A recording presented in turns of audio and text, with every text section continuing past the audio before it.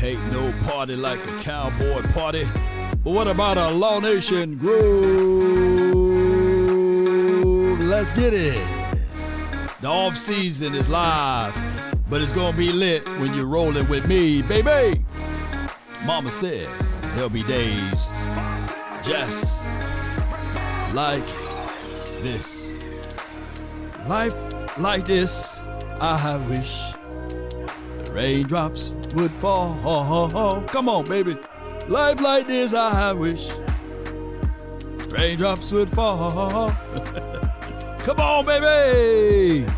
You're tuning in to nothing but the best. Come on.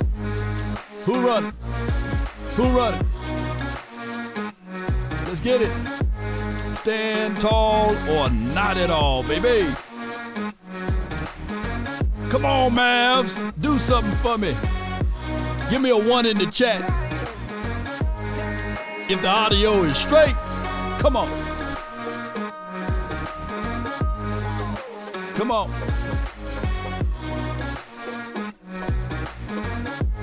Good morning, good afternoon, and good evening. All right. Let's talk about it, baby. Yeah. What we tell them? That boy said never. What we got, baby? Baloney. Hey, come on, baby. Let's get it. Come on, let's get it. All right.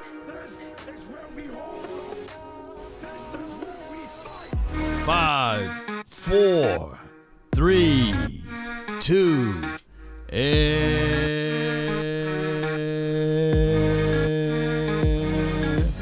1. Ha. Ha.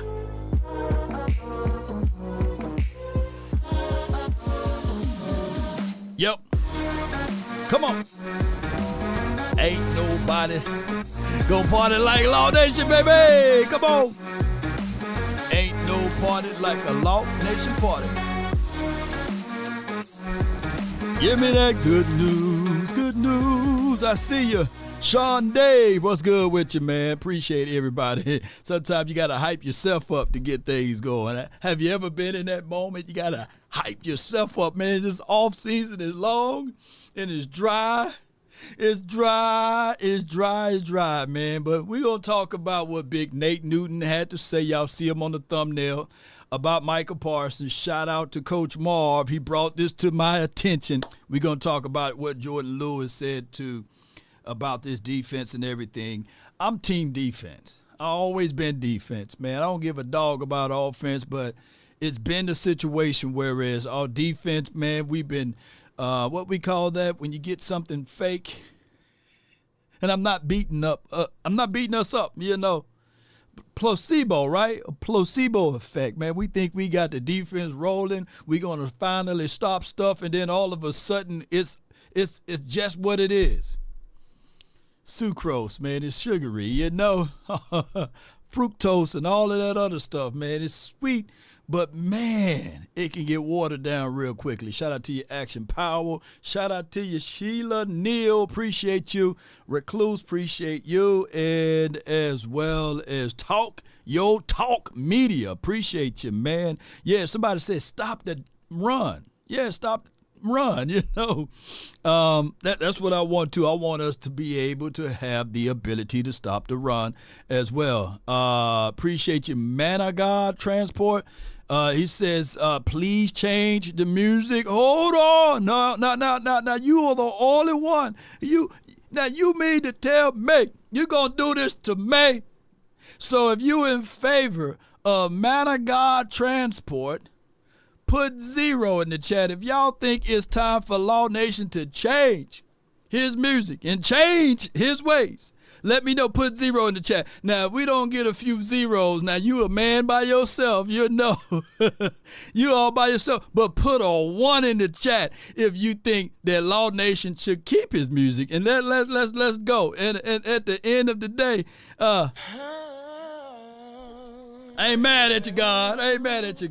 I ain't mad at you. I ain't mad at you. I ain't mad at you. I ain't mad at you. We were once two brothers of the same kind, quick to holler at her with the same line. Come on, baby. Nah. We gonna work on changing the music, man. I'll give you a shout out if I can ever, change it. He said, "Nah, I love you, bro. I love you too, man. I love y'all, man. I love y'all, man. Dude, I love y'all, man. It's been rough this weekend. I ain't gonna even lie to Luke Kane to y'all, man. Sunday, even though we did the Cooper BB thing, it was great talking to him, but I was balled up. I was hurt just a little bit because Sunday was my mom's birthday, and it was her first time having a heavenly birthday, and it was like, man, I was like, I don't know if I should do anything. But talking last night got me a chance to get out of my shell because I was hurt, man. Y'all wondering. Y'all probably didn't know. Y'all was wondering like, well, Law, normally he do about at least 2 or 3 of these a day, man. What happened to Law, man? Where he at, But I've managed to be able to walk around it and get out of it, right? And this is what this is all about. This is me talking to a group of my friends about the Dallas Cowboys who haven't won in so many years, but I get a chance to talk to you guys, and it's therapy, man. So that's why I try to be transparent as much. But, man, brother be going through some stuff. I know y'all be going through some stuff, too. Y'all hit me up in the DM. Hey, man, I've been going through some things, man. Yeah, we all go through it. But, hey, as they say, this too shall pass, right? On top of that, yea, do I walk through the valley of the shadow of darkness? It don't say, yea, do I stay. So we continue to move, man. And that's what I'm trying to do. I'm trying to continue to move. So I appreciate y'all so much for your love and support, and for those who reached out to me individually. Appreciate you. But let's get into this right here. Shout out to the DallasCowboys.com. This is Lewis and them. Jordan Lewis. We used to call him Hip Pocket Lewis, right? And it's just one of those things. Lewis on Zim scheme. Can't talk today. Maybe it's too much coffee or too little. It's our job to perform. Now, granted, shout out to Pat No C. Walker. Be sure to check out that brother from another mother. Let's listen to what he absolutely said. My thing is, I'm going to be transparent with y'all, as I always do. I've been trying to get rid of Jordan Lewis for the last 2-3 years. Put a 1 in the chat if you've been the same. We all been trying to get rid of him, I thought that he should have been out the moment Anthony Brown Get Down was out. I've been trying to get rid of the brother. I ain't going to even lie to Luke Kane, y'all. I've been trying to get rid of him. I flat out been trying to get rid of him. And he just shows up, man. We needed him last year in that Detroit's game. I said, whenever we play Detroit, he always shine. Ain't the right J business. Shout out to you, Savage. We've been trying, but every time we play against a Michigan team like Detroit, Jordan Lewis going to make a play. Jordan Lewis going to make a play, and he's been doing just that, ladies and gentlemen. And here's my thoughts. Because the year before last, before Bland began to shine, he caught an interception. Then he broke his leg up, a ankle up, right? And then he came back going through his recovery time, and it was last year. So people fail to realize that. Jordan Lewis been that dude that's been a staple piece of the defense, whether it's veteran leadership, whether it's, hey, I'm going to be feisty. I'm going to tell you guys that this spot belongs to me, not him. And he stood tall with it. But let's listen to what he had to say about Mike Zim's defense and his famous quote of all times. They is. Who remember that? It'll be a learning curve whenever you play. Can y'all hear audio? Put one. At the same time, we're professionals, so that's our job to do. Go out there and perform in any scheme that we're doing. So that just taking it one day at a time. trying to, get better at the scheme is, what our main focus is right now. Yeah, I mean, were there any dark days last year when you were trying to come back? And did you think that you would be able to make it back last year? Absolutely. It was always dark times. It was just I knew I was going to come back. I didn't know what timeline it would be. And I didn't start playing well until, probably quarter of the season was over. So that was really, what the dark times were, just trying to get back to form and, playing and performing to my best abilities. And, that was the thing. I could always play. It was just getting back to, making those plays and being out there and being explosive if I can. So once I got that at the end of the season, I understood that, coming into this season, it'd be better. Is it hard, too, when you're coming back from an injury, when you've established yourself as a player, and then do you have to try to reestablish yourself, on the... That's good. Y'all saw them pull-ups, man. How many y'all can do, man? How many y'all can do in the chat? Put how many pull-ups y'all can do in the chat. Yeah. Just to give you guys some thought tracks of it, yes, he was another one of those players that's coming from that injury situation.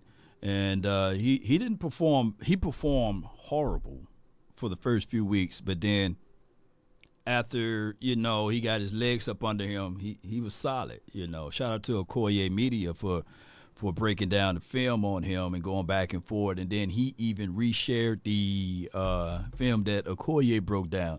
And I do like that. These players, they do listen to what we have to say, by the way. They listening. Right now, Parsons, Lamb, and them, they listen. They probably watching. I know Dak probably watching, yo.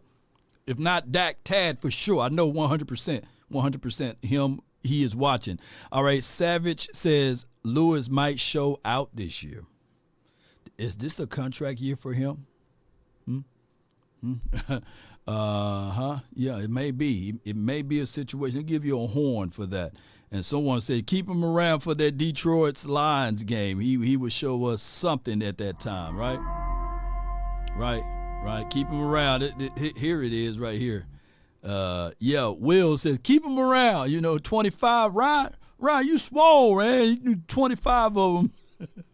Ryan said he can do 25 pull-ups, man. That's dope, bro. That's dope. You lift your own weight 25 times. God Transport says, I can't wait to see Overshown. Right. And that's somebody that, we all can't wait to see because he was really on his way, ladies and gentlemen. But let's listen to the rest of this. On the field, and does that help build bridges or more connections in the locker room too? I've done it a few times, here. So I'm kind of used to it, trying to adapt to new defenses and new schemes and new personalities at the D coordinator spot. So it's just really about being adaptive to and just understanding what he likes and just understanding what he expects out of his players. Just understanding what he expects from me too. So that's really just the key thing that that I'm trying to get to. Yeah, and I apologize if I wasn't clear. More like coming back from the injury to try to reestablish your seat at the table. I feel like I went through that at the end of the season. So once I saw I could, I play at a high level, I felt confident that I'd come in this year and be able to play and perform how I want to. Thank you for your time. No problem. When you guys take the field in week one, it'll be the first true opportunity that you, Trayvon, and Deron will be the core of that cornerback unit. What's kind of your expectations of that group, and how excited are you to get on the field? I know those two guys are playmakers. They understand how to get to the ball, and it's obvious that they've been the best at it in the league. So just being true to form, just going out there performing and just seeing what we can do in this new scheme. I know they're gonna get the ball, but I think it's gonna be some new wrinkles for the new defense. So I'm pretty excited for it. What could the wrinkles look like from the cornerback position specifically? We're just gonna mix it up. It's not just gonna be a few coverages where offense can pin what you're doing. So I feel like it's gonna be a lot of chess matches out there when we go into play. So I feel like it's gonna be really good for our guys that just not mixing it up and being unpredictable. So I think that's gonna make plays. That's gonna help us make a lot more plays than we having. He says unpredictable. Now I know we don't go by these metrics or what have you, but it's good to just bring up for references. And he had 44 solo tackles last season. He had 1 INT, 69 targets, and he allowed 48 receptions. So you can do your quick math on that. When you look at his tape, coverage ability last year, he wasn't really sticky like that.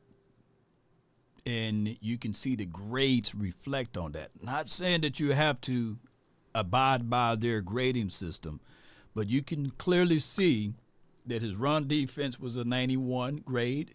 And this is just a synopsis of what he brings to the table when you really look at everything. But it's literally showcasing what he was good at last season. Not saying that these grades are accurate, but when you look at the tape, you can clearly see two-way goes, when a wide receiver that's a little quick after their releases, they are able to get J. Lou just a little bit. But one thing that I liked him over even Anthony Brown to a degree, and even over to whoever else we may have had in the past, is that Lewis is always willing to go out there and make the tackle. As small in stature as his size may be, he is willing to be a run stuffer, and that's why you see that grade there. Not saying that PFF got the accurate grade, but when you look at everything, passer rating allowed was 106.4, and he only had 4 missed tackles. But you look at what his strong suits are, and that is the ability to come down and field. Man of God says, Transport says, love your show, Law. Just want next level popping. Yeah, man, I'm trying, man. Yeah. And I appreciate you so much for your support. I really do. Give me some beans and bologna. Please come home. Appreciate ya. I got beans and Bologna. Hey, appreciate you. Yeah, I appreciate you, man. I always, and this gonna go to the Oxnard Fund when I get out there. And when I buy my cup of coffee, I'm like, hey, man, y'all supported me, man. Yeah. Savage says, Lewis, I'm calling it a 4 INT by week 5. Quote me. Ooh. He said 4 of those things. Shoot. You related to Lewis? Is this Mama Lewis? Shout out to Jordan Lewis, though, in all that he been doing for the nation and everything. That's savage.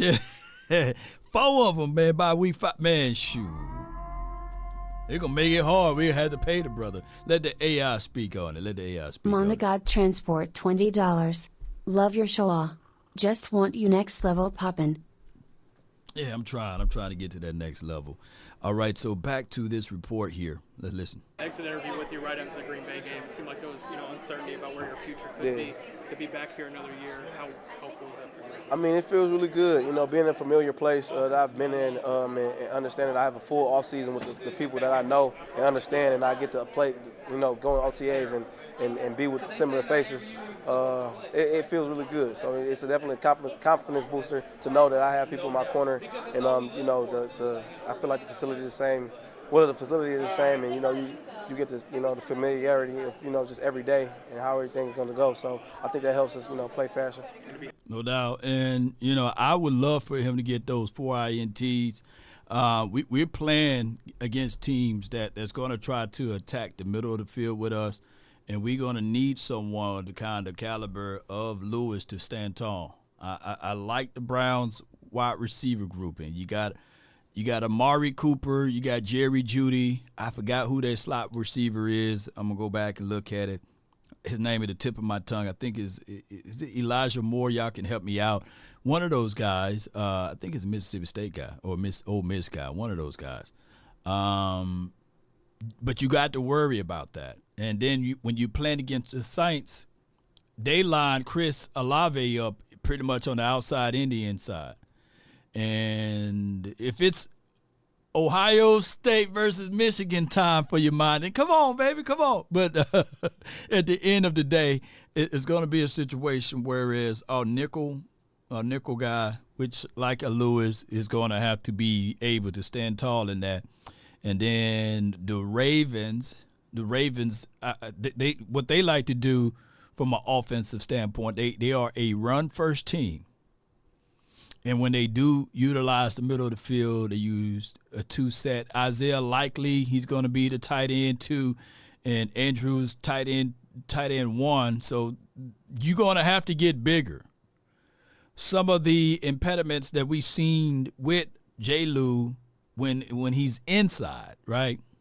Pause if necessary. When he's inside, it's one of those things whereas sometimes size get in the way. And the Cowboys going to have to make the necessary adjustments to make sure they get someone that's longer and bigger to handle any of those guys when they go 12 personnel or 13 personnel and when they try to move the ball inside. You guys get what I'm saying? And in the Giants, I think he's going to do a good job against them. Steelers, he's going to do a good job against those boys. And Lions, we already aware of what he's going to do. Yeah, Savage says football guys told him. Yeah. So if he got 4 or 5 interceptions before that time, shoot, I would love it. But it's just those type of things that you may have some slight reservations on as it relates to J. Lou and his skill sets. I just want him to perform pretty well in those type of pivotal moments. But at the end of the day, let me see. And All right. That was nothing. No news on that. And that is the situation. Come on with it, Cowboy Nation and everyone that's listening. So let's get to the hot topic of the hour, and that will be this right here, ladies and gentlemen. Shout out to Coach Marv. But we're going to talk about the Micah Parsons thing. I need to know where you guys are at with number 11. His time done soured with a lot of folks. I posted a video on Facebook, Instagram, and as well as TikTok and the X app. We are a divided nation. We are a divided nation. We look at Parsons as if he talked too much and he disappears in big games. And when they came out with the article earlier parts of this year, patience wearing thin, I think it wore thin on the fans as well.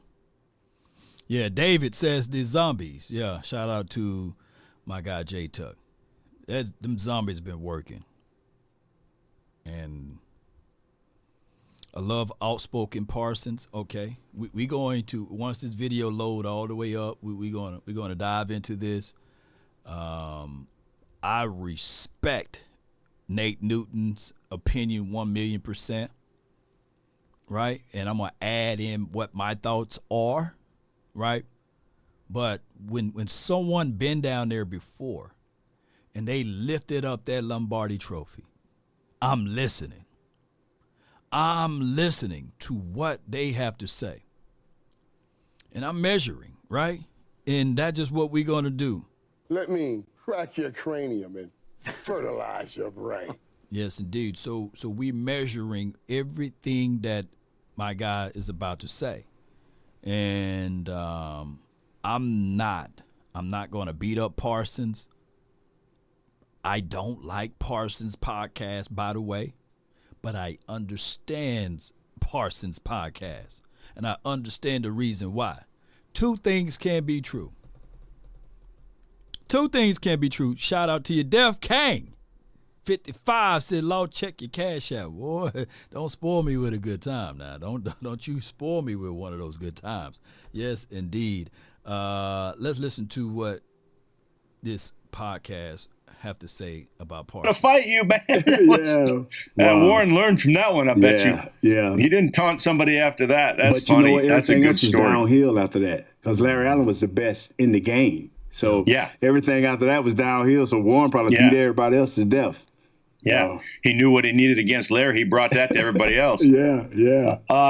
So along those lines now, we got this mini camp going on right now. Yes, sir. Micah comes to mini camp and spoke and defended his position of getting ready in his own way. And that's something that a lot of the, superstar type players are doing now. And it's a different generation. Obviously, none of this stuff would have flown when Jimmy was around. But the one thing that troubled me when I saw some of the comments from Micah yesterday, Nate, were he said that he's only spoken about 20 words to Coach Zim. And then there's a quote from Micah where he said, other coaches keep telling me, well, Coach Zim likes it this way. And Micah said, but I like it this way. And that concerns me a little bit. Nate, you? To me, it's not about Zim. It's not about Micah. It's about the team and winning. Coach has coached great players. Coach Zim has coached great players, right? Greater players than him. He coached Deion Sanders. Next level. Yep. So now, what year was Deion Sanders drafted, y'all? What year was Deion Sanders drafted? I need to know for context, and y'all can put that in the chat. And what year was he drafted, ladies and gentlemen? And I'm trying to bring home all of this so that you guys can understand, right? He was drafted in 1988. For real? That was like 89, 88. Shout out to you, bro. Savage says, Law, if we get rid of Parsons, where's the leadership? Where's the leadership on defense? Diggs, no names. Got to get a vet for the D. Belt, for the defensive belt. That ass with Zim's defense change. Changes. Shoot. That's all I ask, man. Give us somebody like that kind of caliber of talent. So, all right. So when you bring that up, let me see, because Zim was coaching here in 1995, and Prime was drafted in 1988, 1989. Let me just put 88. Let me just put 88 in there, then. That's year 7. Appreciate your Savage Gaming. That's year 7. That's 7 years from 88, or 6 or 7 years from 88 to 95. That's 7 years, man. I get what y'all are saying. That brother been in the league for 7 years. So what I'm trying to do here is, this is not an excuse, but these are facts. I don't know what Zim would have been able to do with year 2 Prime or year 3 Prime or year 4 Prime. I don't know. See, we got to quantify all of that stuff. Prime was on his 3rd team by the time Zim came, to coach up Prime or what have you. And Prime was already solidified, Big Nate, Prime, look, Prime was great in Atlanta, right? But we seen Prime blow up on the sideline, flipping tables over, miss assignments. I've seen the Cowboys beat the brakes off of the Atlanta Falcons, and Prime was mad, flipping tables. And they didn't have social media and stuff, and he was out there making rap videos, Jerry Curl Juice stuff with picks, and hey, he couldn't win in the big games. But he for dog sure won when he went to the Niners land, because it wasn't just Prime.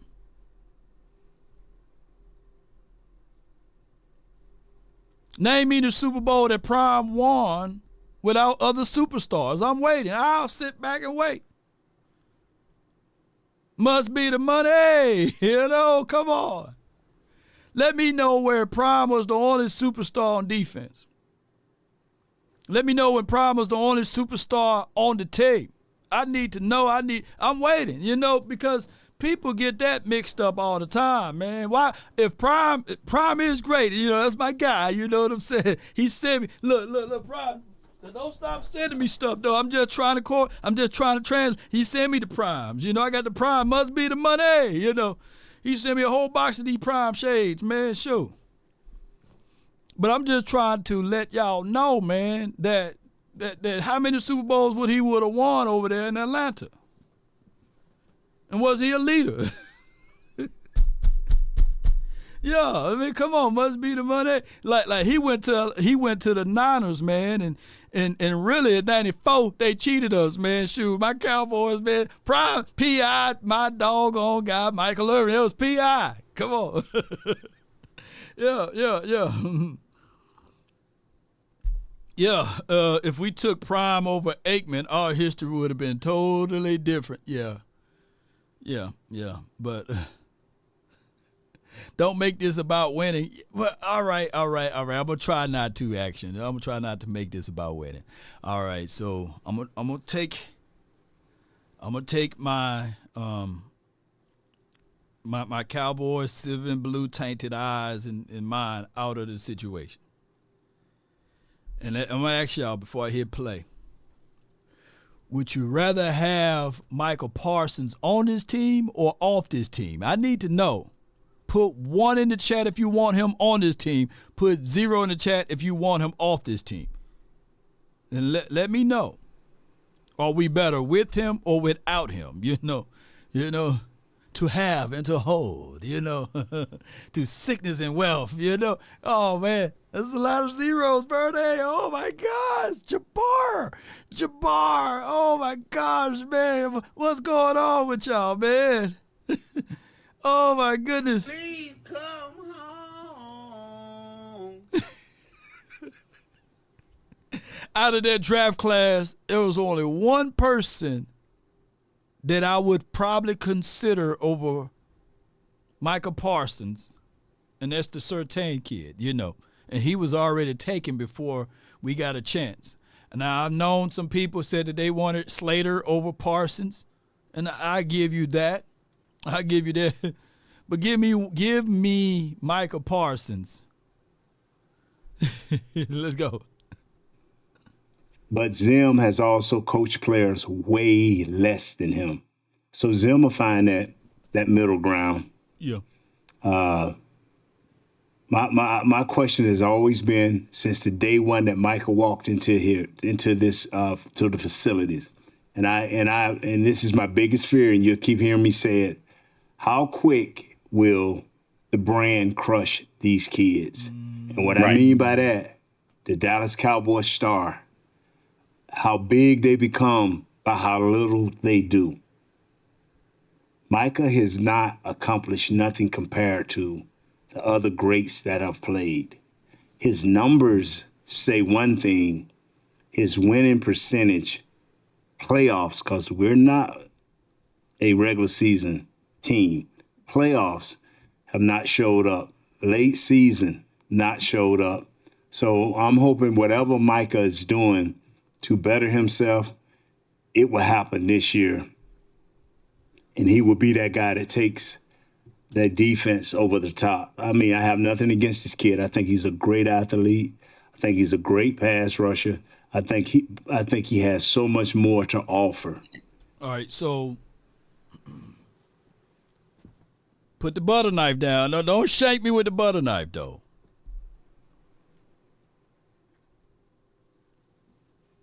Don't shake me with it. And we gon' it's heavy. It's that 53 brand. Shout out to who started the 53 brand? Was it Jesse Holly who said, "Man, 53 brand"? Shout out to my guy Jesse Holly. That's a good wording right there. 53 brands. Cowboys got 53 brands.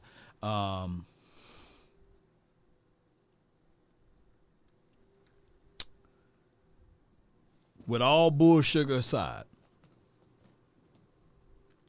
what Parsons could have done differently in that Green Bay Packers game for us to not look like we looked like in that Green Bay Packers game? What Parsons could have done differently? I'm trying to be fair and balanced to my audience, man. What Parsons should have done to be an impact in that game?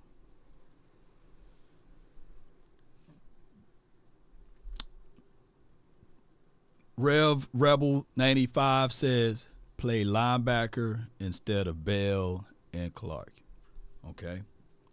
DQ should have moved him to linebacker. Right. So, and those are the questionings. Those are the questionings that we are getting, right? Because they were averaging 9.8 yards per rush before contact, I believe, in the first quarter, second quarter. They made some type of adjustments, and of course, one can argue after that final pick 60, Green Bay was like, shoot, we can just coast back into this thing now. We don't have to really worry about giving these guys exotic looks. We can just, play a little prevent defense. We can, play a little keep away on the offense, be vanilla, be bland, or what have you. So a lot of people saying that Parsons should have moved to linebacker. Now, is that coaching or is that player, right? So where do we draw the line? Do we say, okay, if I had prime time on this team, and instead of playing him at DB or at cornerback, and I decide to play him at box safety, is that prime time Deion Sanders' fault, or is that the player fault, or is the coaching fault? Is that the coaching fault, or is that the primetime Deion Sanders fault, right? Like I need to know, who's in charge here, right? Like, if I had Shaquille O'Neal, and I've been making this statement for a long time with the Cowboys in general, if I had Shaq on my team, and he's a dominant player in the NBA, and I said, you know what, I'm going to put him on the wing. I'm going to put him on the perimeter. I'm not going to utilize and use him down low in the post. Is that my fault or is that Shaq's fault? I just need to know, because that's where we are at. And I know people going to say, hey, Law, that sound like excuses. But in actuality, who's the coach here? If I'm seeing Shaq struggling, right, on the perimeter, on the wing, right, why do I have him there? Why don't somebody else identify and say, hey, you using your big man wrong? Or if I had Steph Curry, and I'm just using basketball because I know you guys can relate to that. If I had Steph Curry, because everybody think they can play ball, right? And if I had Steph Curry and I'm using him down inside the post and saying, hey, low poster, man, and never use him on the wing or the perimeter or on the back court or to push the ball down the field or court, then who at fault? Press says both at fault, right? Yeah. Shaq not making no free throws or three-pointers, period. Yeah, he'll get it, right? So if I'm looking at this game and I saw that my 240-pound edge rusher by the name of Micah Parsons, they chipping, they double-teaming, they are scheming, and they are winning, they whooping our tail, right? And I'm razor blade thin at linebacker. I got Marquise Bell, who's not even a linebacker, who is absolutely a safety playing linebacker. I got the other guy that wear 33 now, 18 now, Damone Clark, who's normally playing on the weak side, and I got him at Mike. At some point, I have to pay attention and say, hey, we drafted this dude as a linebacker. Although we may need help at edge, I got to make the necessary adjustments. You can't listen to the kids all the time. If you got little ones and you ask them what they want to eat, they're going to say ice cream. It can be 8 o'clock at night. What you want? Ice cream. And you can say, yeah, I'm the good parent. I'm going to give them ice cream. Oh, I'm going to give them ice cream for when it's time for them to go to bed. They can say what they want, but at some point, you're going to have to move around and say, hey, we're not finna eat ice cream tonight. No. You can get it at a snack during lunch or dinner, but we're not finna have this heavy dosage of ice cream. And the Cowboys, for the life of me, if Parsons said, hey, I only want to play edge rusher because that is the easiest thing to do, and you keep him at edge rusher, you are stunting his growth. Or you saying that, hey, I'm going to get him at edge rush. I'm going to keep him there because I think that he give us the best value to win games opposed to Sam Williams, who you use a second-round draft pick for, or opposed to Dante Fowler, who was a former number 1 draft pick at that spot, or another guy by the name of Dorrance Armstrong, then that's coaching. At some point, you got to say to yourself, hey, I'm about winning the games, and we drafted you for a reason to be a linebacker. We know that you have unbelievable skill sets at edge, but we're going to have to put you at linebacker. But, hey, I'm a leader of this team, and I want to be able to get to the quarterback. Yeah, but, hey, kids want ice cream. But I'm the HNIC over here, you know. I'm in charge over here. I'm Big Daddy over here. I'm LD. What I say is going to be what it is. I'm big dog over here. But when you are not in touch, in tune with your team, and you way in the press box, or you way up there with binoculars looking at things, and you're not down in the threshold, or you're not on the sidelines, you don't get the temperaments. You don't get the whisperers, you know. So that's just what it is. Let's listen to what he had to say. And I 1,000% agree with Big Nate when he says that.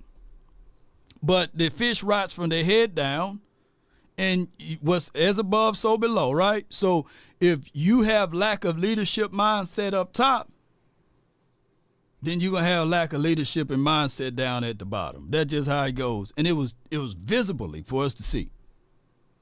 Brothers has a good point. Parsons wanted to play free, no structure linebacker. Linebackers need more time in the study room. I 1,000,000% agree with Brian Brothers on that. You know, I agree with him.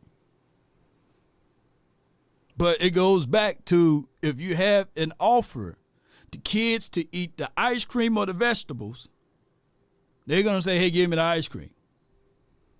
Give me the ice cream." It don't have a lot of nutritions in it, you know. But they will give me the ice cream. At some point, as the coach or the person that's over these guys, they're gonna say, "Hey, we're gonna have to make this a well balanced. You can have some ice cream, but you need your vegetables. You need your proteins, you know, your tomahawk steaks or what have you, or whatever." When we ain't not finna go all into the vegan thing, you know, the vegetables and all of this stuff. But y'all get what I'm saying, right? If he would just truly settle down and mature. Yeah, and as a guy, you know, because I'm, you know, friends blessedly with so many former players and players now, I'm a players guy. I side with the players, and I get this logic that Micah also espoused yesterday, which is basically, look, I am doing what is best for me so that my body will not break down during this season. He says, you know, once my body does break down, they're done with me. So I want to do what I think is best to have me ready. And that is, you know this, Nate, and you've had a great relationship with the Cowboys even after you left and the whole thing. But the reality of pro sports is, you know, if you can't do it anymore, we'll see you later. Yeah. And I have nothing against none of that. I really don't. Me neither. Yeah. And if you're going to portray that it's about you and it's about you and it's about you, I have no problem with that. At least he's being honest. Yeah. And that is what we can't take in today's society. Yeah. We ask for honesty. We get honesty. But I continue to say this. Micah has so much more to give. Right. The problem is, do he want to give it? Yeah.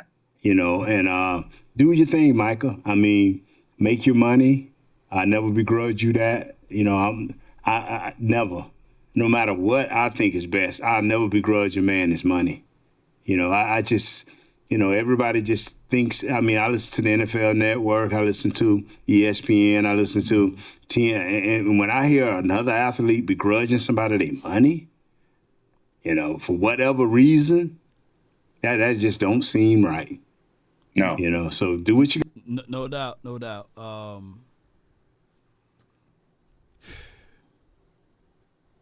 I get what Big Nate is saying with that one. He's right on the money, you know. But at the end of the day, it's up to these coaches, man. And I get the conversations of what even Brian Broader said, that Parsons is not a classroom guy. He's not a study guy, right? He will, I'm paraphrasing. Don't want to quote him wrong, so I'm paraphrasing.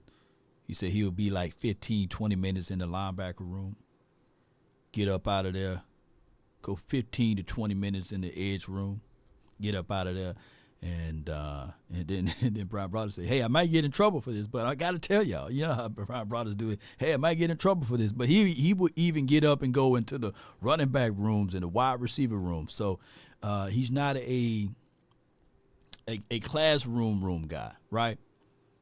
And that all of that stuff could be shut down if you have the right coaching in the building, right?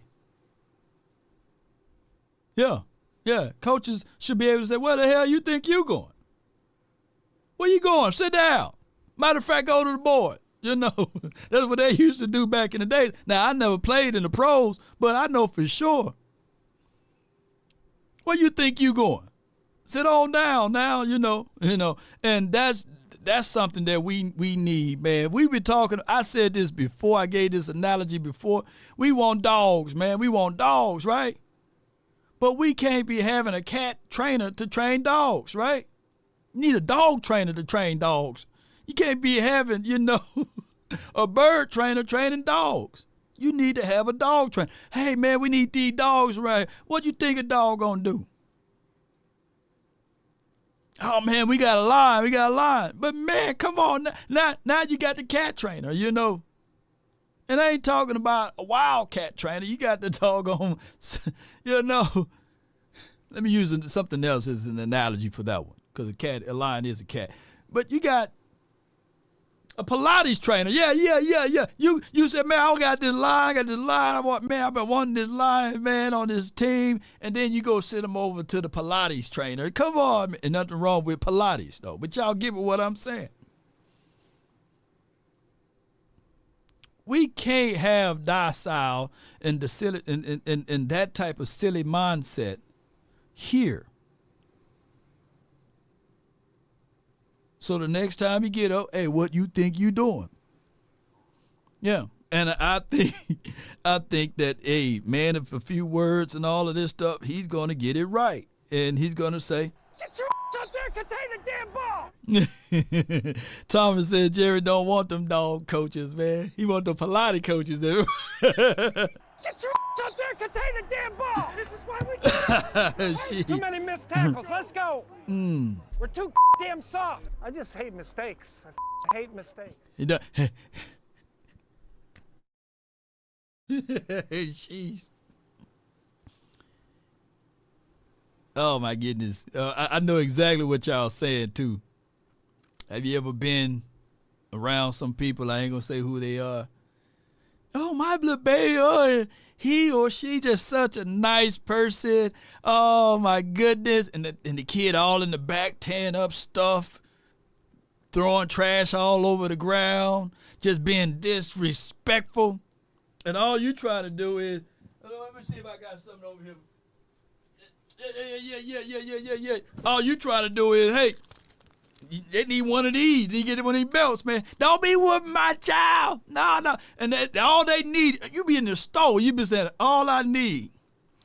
And I got the power now. Don't tell nobody. Don't CPS law. All I got to do is show them this right here. If I show them this, let me go get my belt.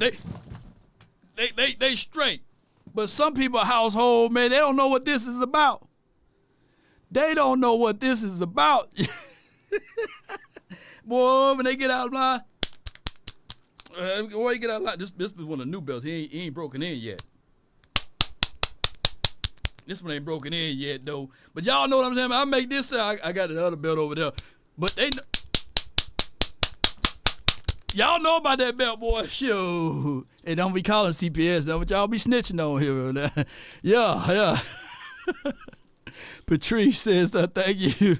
They for all what you do, Law. Yeah, boy, this right here is what the Cowboys need Heading on the defensive side for the 2024 season, and a little bit is on the offensive side too. You know, you need that. You just need one of these. Some of y'all know what I'm talking about. You know, don't have me to go get my belt. You know. J-Rod says, I feel like the Cowboys should trade Micah. He's too immature. Micah Parsons is for a rude awakening for Zimmerman. No. J-Rod, he just need one of these. Up there, contain the damn ball. That's all he need. You don't have to get rid of the baby. Who set the maturity level, you know? How they act at home is how they going to act at someone else's house. If they jump all over your couches at the house, let the AI speak on it. Patrice Langford, $19.99. Yeah, Thanks for all you do, Law. Let's go, Cowboys. Yeah. I'm gonna break this one in a little bit. Yeah, it's a big belt too. We can't do the extension cord no more, David. You know, but see this big belt right here. We can do this one. We can do this one. Tear them legs up, boy. Yeah, tear them legs up. You know. And don't put that hand back there. You put the hand back there, they're gonna sting you. You know. When you put your hand back there, it's gonna sting you a little bit. But no kids were harmed during this video. We don't hit nobody with these belts. You know what I'm saying? You just show them the belt like, hey, this belt has special powers. But in order for this belt to have special powers, they got to be able to witness the belt first. And unfortunately, we haven't even witnessed the belt first. So when we go over to Green Bay Packers and he bring him over to the house and you allowed them to jump all over your couch, you told them politely, hey, take your shoes off before you go in. And Green Bay was like, F that. They walked into our house with their shoes on. They sat on our couch with the shoes on, put the shoes all over the doggone coffee table with dirt and mud all over it. And then they told our lady, it's a true story, they told our lady to go over there and fix us a sandwich. And slapped her on her backside. And she said, oh, yes. And we didn't do nothing about it because we didn't have none of this. Y'all know I'm telling y'all the truth. Now, don't go counsel me now. You got to do, Michael. But I hope it gives us wins, you know, in the playoffs. Yeah. And it feels like along those lines, because you know Zim so well, he is the kind of coach, I believe, that can bring out that best, that the things you're talking about, right? Yes. The other things in Micah that he hasn't accomplished. He got the ability to intercept balls. He got the ability to cause a lot of sacks. A lot of fumbles. He got the ability to change games, you know, not only by sacking, but by hitting running backs for losses. And see, he's the complete package if he want to be the complete package. That is the difference between the kid in Cleveland, Garrett. Miles. Yeah. Miles changes the game, man. The Bosa boys, they changed the game. That kid up there, the only knock on that kid in Pittsburgh, the Watts kid, if he stayed healthy, woo! Yep.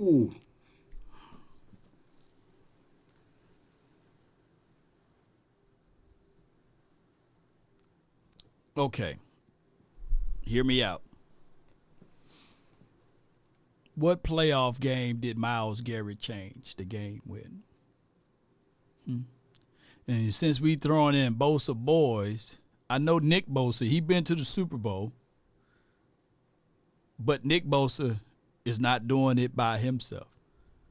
They got a full team, man. I'm so many people go back and forth and they remember the pitfalls that we go through and they get grace and mercy.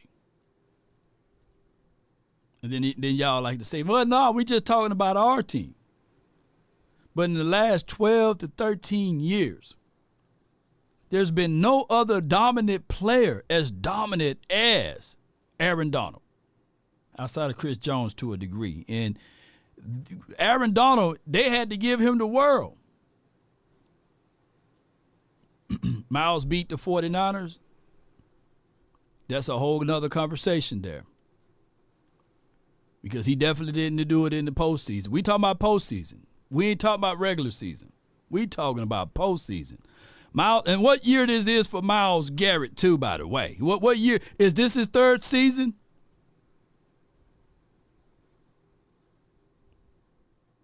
Yeah. So what I'm saying, and I get what y'all saying, but Aaron Donald, in order for Aaron Donald to win a Super Bowl, they had to go give this dude help. Von Miller. Don't y'all know Von Miller at that time when they won their Super Bowl? That's equivalent to having 2 Parsons on this team.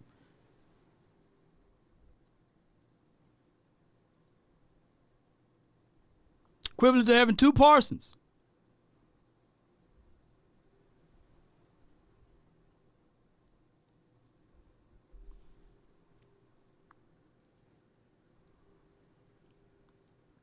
Leonard Floyd. Don't y'all know what Leonard Floyd?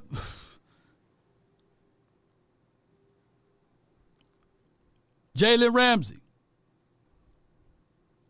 That team loaded, bro, on defense. They were the number 1 defense in the league. That's what it took for Aaron Donald to win the Super Bowl, to make some impactful plays in the postseason.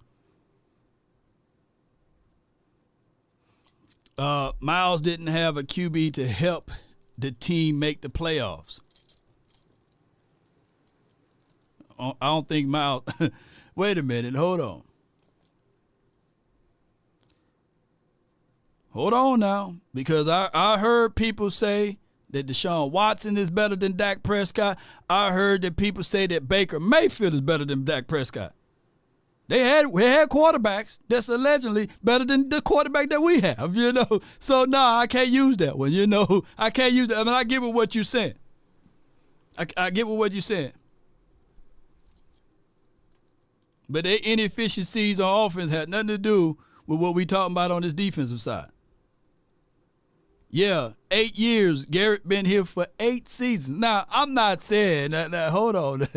Don't shake me with the butter knife, because I like Myles Garrett. Shoot, I would love a Myles Garrett to have the silver and blue and the star on the side of the helmet. I'll figure out how to donate a spleen or a kidney to go get Myles Garrett here and to mix him in with Micah Parsons. Woo! Baby, baby. Come on with it, baby. Jeez. I would love to have that dynamics here. Yeah. They say Kirk Cousins is better. Yeah, every quarterback is better than Dak Prescott. You know, according to everybody who get drafted. You know, I'm old enough to remember. Man, we should tank for Sam Donaldson. You know, and for every what's this guy name?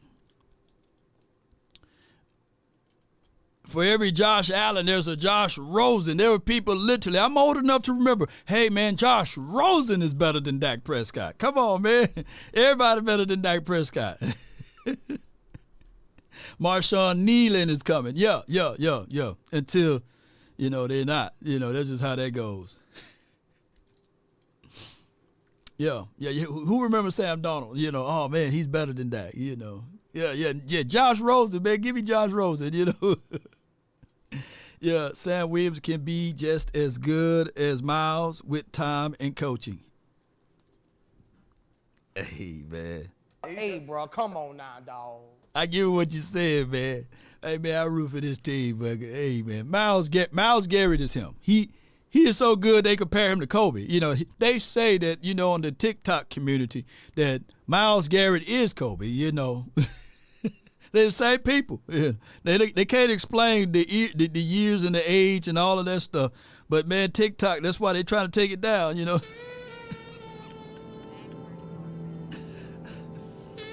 Myles Garrett is Kobe. Although they born in different years, they the same person, you know. Shout out to Myles Garrett. But, you know, Myles is a monster. I have all faith in Sam Williams. I think he can give us double-digit sacks, right? Sam Williams is Sam Williams, you know. but there's only 1 miles, And yeah. Some people wanted Ben DiNucci. So what I'm trying to bring home is that it's going to take a complete team. What I'm trying to do here is the exact same thing that I'm trying to tell you guys on the opposing side or the opposite side of even, dare I say, Dak Prescott. Like, when you think of this offense, you think Dak Prescott. When you think of this defense, of course, you think Trayvon Diggs. You think Micah Parsons. But I need for someone else to do some work, right? So when you think of the 49ers, you're not just thinking of Bosa. You're thinking of Fred Warner. You're thinking of even the guy that's on the defensive side of the coin, the other DB. I forgot the name, tip of my tongue. You're thinking of Eric Armstead. You're thinking of a lot of guys and not just one. Granted, I like Osa. I like our guys too. But let's be real with it. Those who make impact in those big games and those big difficult moments, it's got to be more than just Parsons.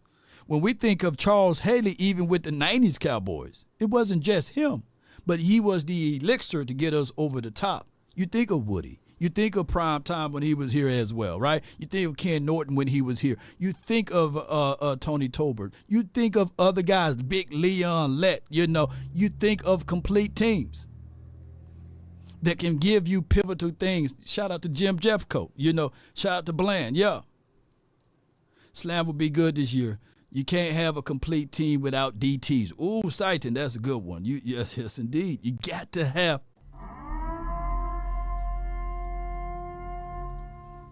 49ers have this. 49ers have this. We have one of these.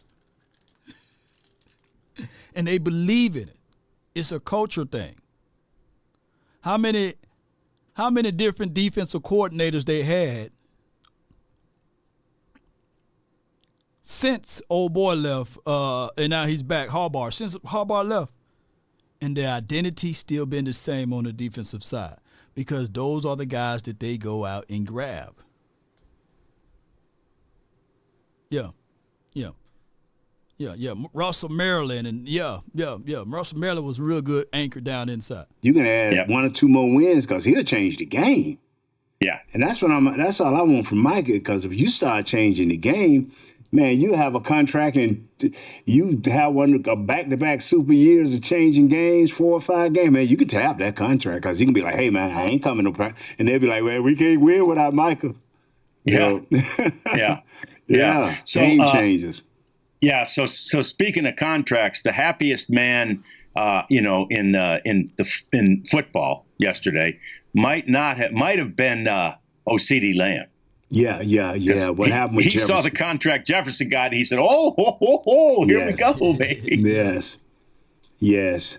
The difference is, I think, is one has a team of players around him that's not getting paid in Jefferson. And this kid, CD, has guys that are getting paid. So they're going to have to be very creative to get him his money. Yeah. Because everybody see what Micah's doing. Micah is doing a soft holdout. Right. He's letting everybody know, I want to get paid.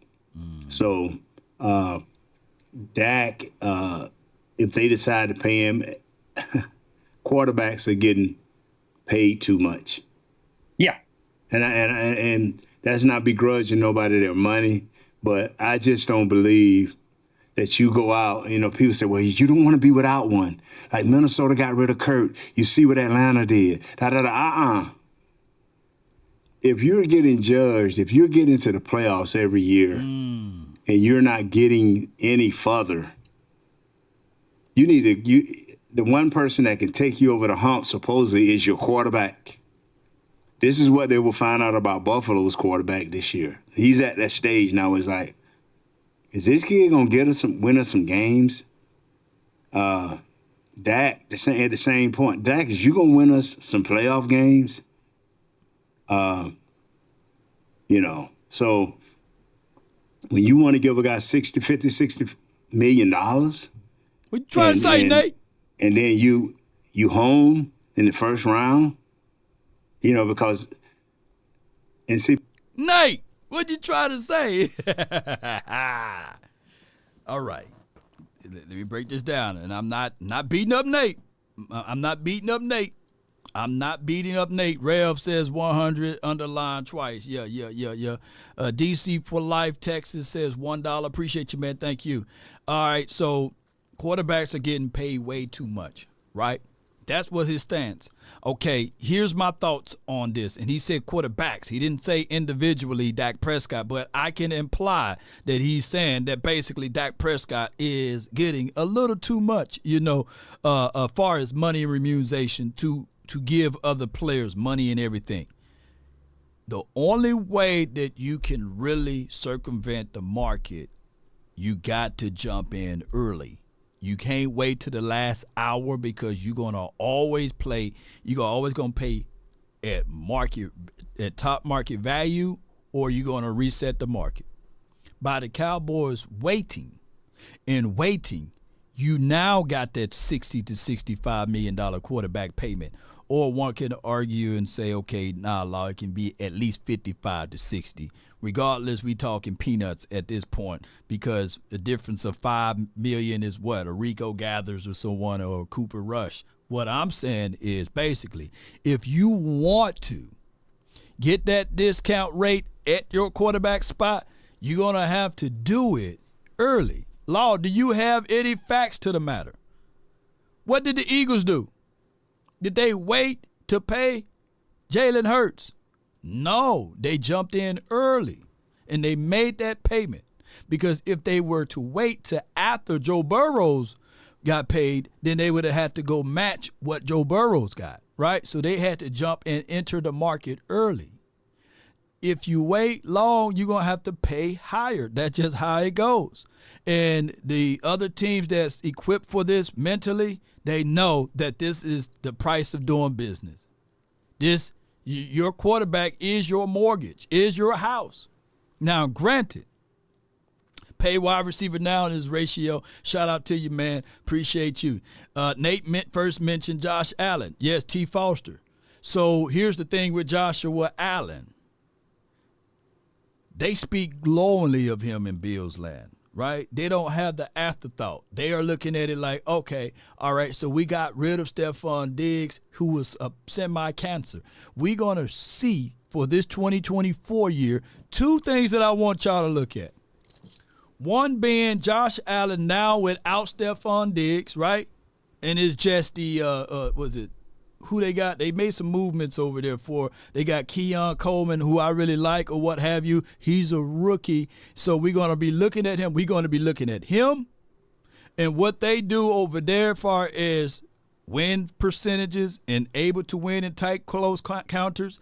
On top of that, we're going to look at the Vikings on how they do with a young quarterback there, with a phenomenal wide receiver there, because they paid their wide receiver and they got unknown as it relates to their quarterback. Now, JJ, he can probably hit over there. I don't know. JJ can probably hit. But we'll find out, and we're going to sit back and sip on our Kool-Aid, and we're going to be drinking real good stuff. You can spike ours if necessary. Yeah. Cowboys Nature said it's not Dak's fault that the Mavs is losing right now. Yeah. Hey, leave the Mavs alone, man. Hurts got $51 million because they jumped in on that market. The Cowboys after that 2022 season, they could have literally looked at this situation and said, you know what? If they wanted to keep him, if they wanted to get him south of $50 million, they should have introduced, hey, you having a down year, you tied the league with INTs. Here's some money, man. Let's go ahead and get this contract out the way. But what they did was they said, okay, let's see what you look like now. And then he put up all pro numbers. That's just what you're going to have to pay. Now, granted, they do have Trayvon, Boy, I was going to say Trayvon Diggs at quarterback. They got the quarterback that wears number 19, Trigger Trey. They got him now, Trey Lance. So they got to figure out, okay, now it's preseason. Let's give him all of the reps. But at the end of the year, you still got to make a decision whether or not you're going to pay him. And that's predicated of what he do in this preseason and what it's going to look like through the season. Seiton says wide receivers are getting overpaid. You can find wide receivers like RB in the first round or lower round. Look at Olave. Look at Cooper Kupp, Puka Nacua. That's Antonio Brown, right? That is also Tyreek Hill, CD, etc. Cited that's a damn good way to look at it. That's a damn good way to look at it. But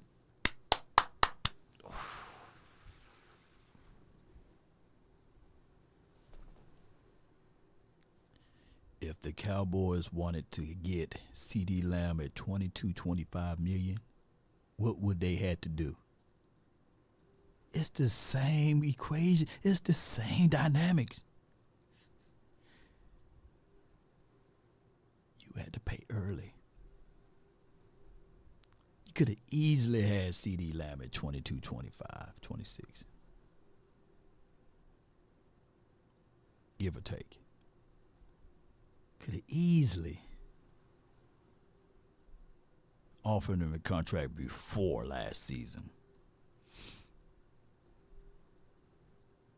But you waited. You waited.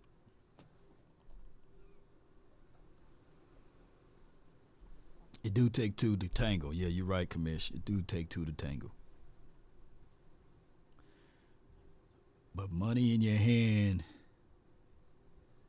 and being able to negotiate that on flight, right on site, is a whole lot different. When somebody say, I got money now. I got money now for you before the season kick off. I got faith in you, man. We're going to go take care of you now. CD wasn't in the position to say he wanted $34-35 million at the start of the season last year. He wasn't even in that room.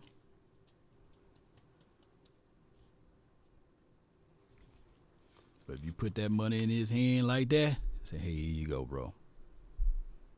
He was like, yeah, you know what? I'm going ahead and, he ain't no position to say, hey, I'm going to bet on myself and all of that crap. Put the money in the hand.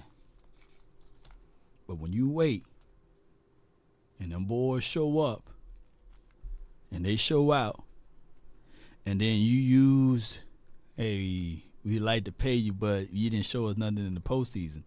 The craziest thing of it all, you don't get paid for your postseason production. If that's the case, Jimmy Garoppolo will be making more money than Aaron Rodgers. Because in the last 4 or 5 years, he won more playoff games. Yeah. That's the only thing. You think long, you're going to have to pay more. That's just how it goes, man. People say, no, they make it to the second round. No, you don't. No, you don't. You win the first round. You lose the second round. They don't give you no trophies for losing the second round. They just give you the trophy for winning the first round. So you don't advance. And that's what I tell people. You are first time, at first round, you're done. You're done, yeah. That's why I don't watch the NCAAs. I don't watch the first 2 games of the NCAAs. I wait till like the third round because now the people that's really balling, that's who's there. That's same with back in the NBA. That first round, I'll be like, please, let's get this over with. I'll be looking at TNT. I'll be like, man, Herb and send them guys fishing. Because I ain't watching that first round. I'm like, forget that. But when that second round come, basketball finna be played now, baby. Yeah. And now, too, we're going to get to that in just a second. Just a little bit more on this mini camp. It is a mandatory mini camp. Yes. And they're saying, that if CD misses all 3 of the the sessions, cost him $100,000. Dude's making $17 million now. I don't think 100 really bothers him that much, does it, Nate? I'll be laughing every time. And even on the other major networks, they say if they missed the whole training camp, it's $1 million. Okay, they just gave a dude $88 million to sign. $88 million to sign. And people are like, well, you still don't want to miss the $1 million. This dude gonna go buy a watch or a car, or a watch and a car for $1 million. Yeah. And he ain't gonna drive the Cowboy once a week, maybe once a year. He ain't gonna put the watch on, but yes, indeed. Let me ask you this though, and I love that statement there. Hurts went to the Super Bowl. Burrows went to the Super Bowl. Dak can't say that. Rex Grossman went to the Super Bowl. So do that put him above the other quarterbacks at the time that when he was playing? Rex Grossman went 13-3, went to the Super Bowl. So did that put him above Tony Romo? Would you argue and say, well, Rex Grossman went to the Super Bowl. So he should be ahead of, at that time, Stafford, Matt Ryan. He should get paid handsomely for his money, because he went to the Super Bowl. Right? So we got to take that argument off, man, because at the end of the day, we can literally say that, And I give it what y'all are saying.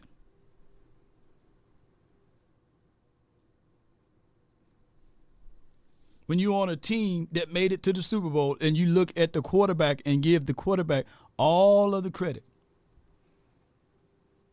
Yeah. Yeah. So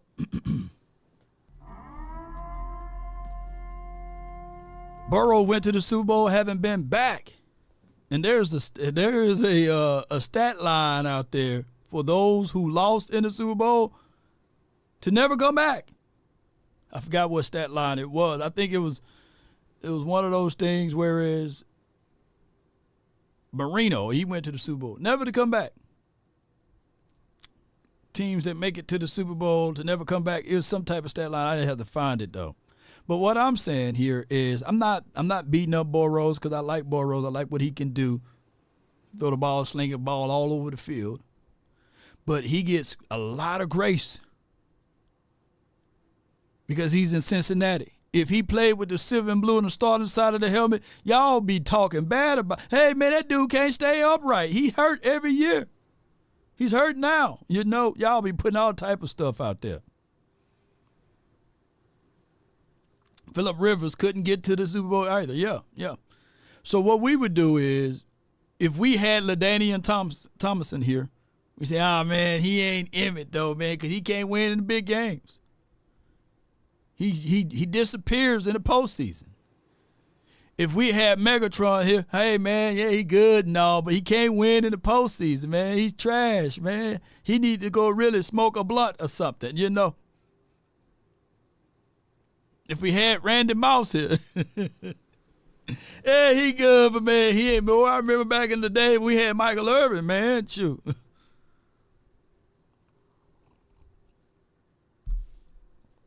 Kevin Nichols says Brad Johnson went to the Super Bowl and won. Yeah. Yeah, Elway. Shout out to Elway. Phillip Rivers couldn't get there. Yeah. So what I'm saying is I get the argument. I get what people are saying, and I get what to a degree what Laura Bronson is saying. When he say, well, you can't compare Dak to Hurts because Hurts went to the Super Bowl. And Hurts performed better than Pat Mahomes on the biggest and brightest stage. And I said, yeah, okay, I'll give you all of that. But who won? People go, all of that stuff goes out the window. Another year from now, people won't even remember the running back for the Kansas City Chiefs on their first Super Bowl that was won. They remember Pat Mahomes. Right now, you got to type in Google who was really running the rock on their first Super Bowl.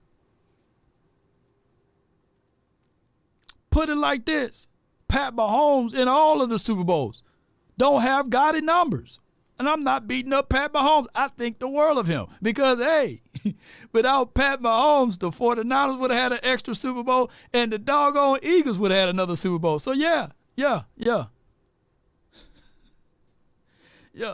Jim Kelly went to 4 Super Bowls and got bounced. Yeah. Dak is more consistent than Hurt. Yeah, and we can't wait to see what Hurt's going to look like this year. But what I'm saying is, it do takes a complete team. Greg Berry says, Moss, T.O., Ocho, no rings, right? Not a ring to it. But maybe twice a year. Come on, man. Please. Yeah. Stop. Yeah. It's a different stratosphere. Yes. Now, if they were trying to get $1 million from me and you, we thought, hey man, we finna sell everything we own because we don't have it. Yeah, exactly. Yeah, you can't find me $1 million, but So anyway, I always thought that was funny. Yes, indeed. You can't find me $1 million. Yeah. So King Tony Titan 45 channel appreciate. He says, and I appreciate. He says, Dak ain't worth the money. Y'all crazy. Who's worth the money?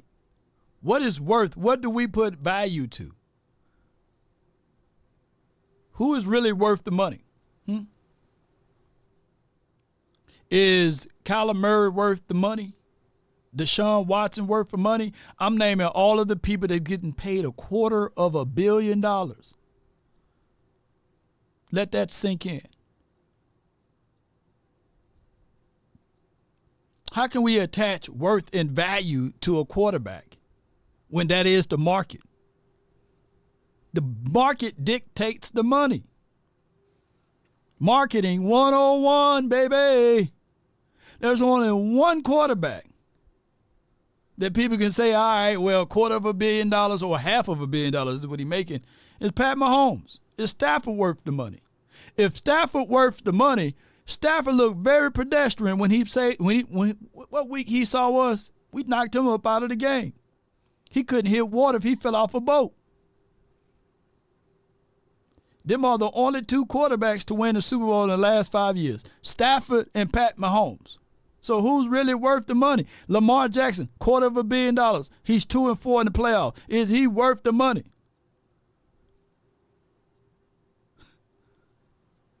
Massage Watson. Stafford won the Super Bowl. And who had the #1 defense that year? And who led the league in INTs? But people will fail to realize, and they'll forget all of that. They remember Stafford. Just like they remember Terry Bradshaw, Brad Johnson. Joe Flacco will be forever remembered. Eli Manning will be forever remembered, right?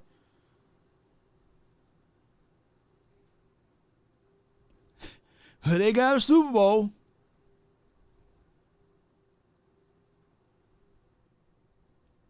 Yep.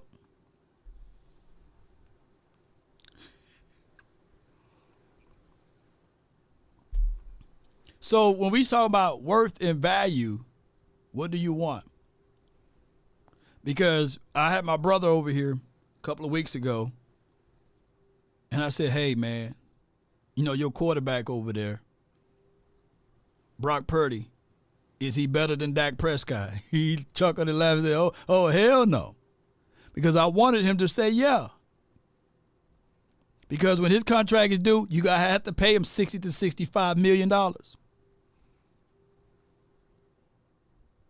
Because that's where the market at. You think Brock Purdy gonna say, yeah, man, just throw me 25. I won't make it. I'm gonna still be live.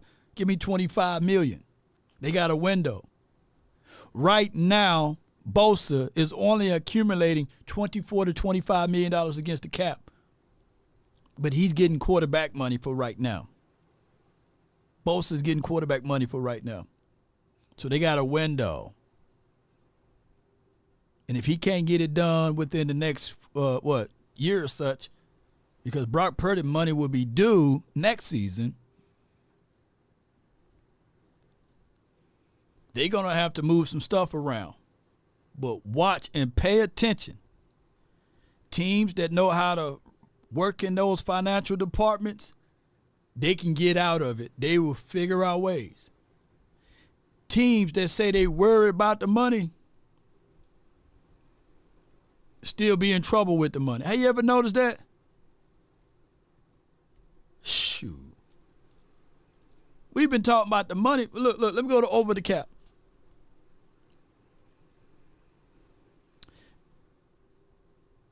The Cowboys got $12 million, $12.3 million. The Eagles got $25 million. They gave their quarterback $250 million. A.J. Brown is getting $32 million APY. On top of that, they got somebody else. Goddard got paid his money. Smitty got paid his money. They can pick up the phone and call me. They'll pay Law his money, right? They're not talking about the cap because they know how to work within the confines of the rules within the conversations of the cap. The Niners, they got $32 million available to spend. If Purdy put together a good season now, they done already restructured CMC's money. They're going to go ahead and pay Purdy early if they really believe in him. They're not going to wait till the last end of his contract so that they can skate and get things by. Let me repeat, 49ers, Eagles, and let me throw in another team, let's say the Lions. Do they make off-season moves? Yes. Are they ever talking about, hey, man, we got all of this cap and we can't spend it on this or that? But when you wait to the last minute, and we can use the argument and say, well, we draft well. And that's why we got to pay our guys. Bull sugar. If you paid your guys early, you wouldn't be in this situation talking about, hey, man, you got to worry about the cap and the pie. Have you ever heard that pie conversation from any of these other teams?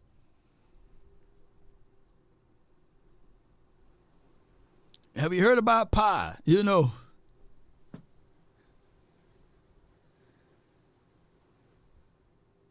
Yeah, VA board says look at the year 25, 26, 27. The only reason why no need to look into those years, because we are at this spot that I said 2 or 3 years ago what's going to happen then. Great teams know how to get out of those situations.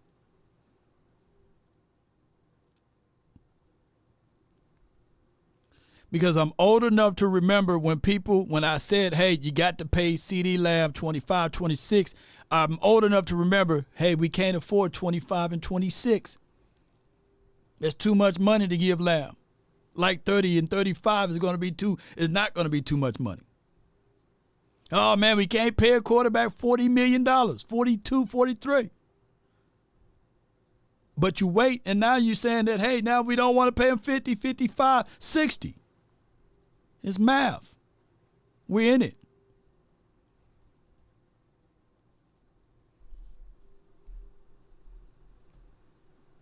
But when you use the postseason as the reason to pay, guess what?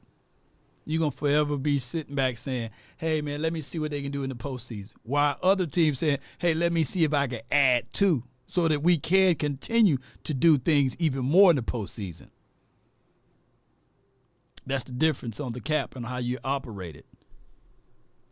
But all right, so that's that. Let's talk about this run in Dallas sports, time right now. Now the Stars did get eliminated, but then you have the Rangers as the reigning champs, and now. Oh yeah. They talking about that. So with that being said, ladies and gentlemen, I really really appreciate you guys so much for tuning in.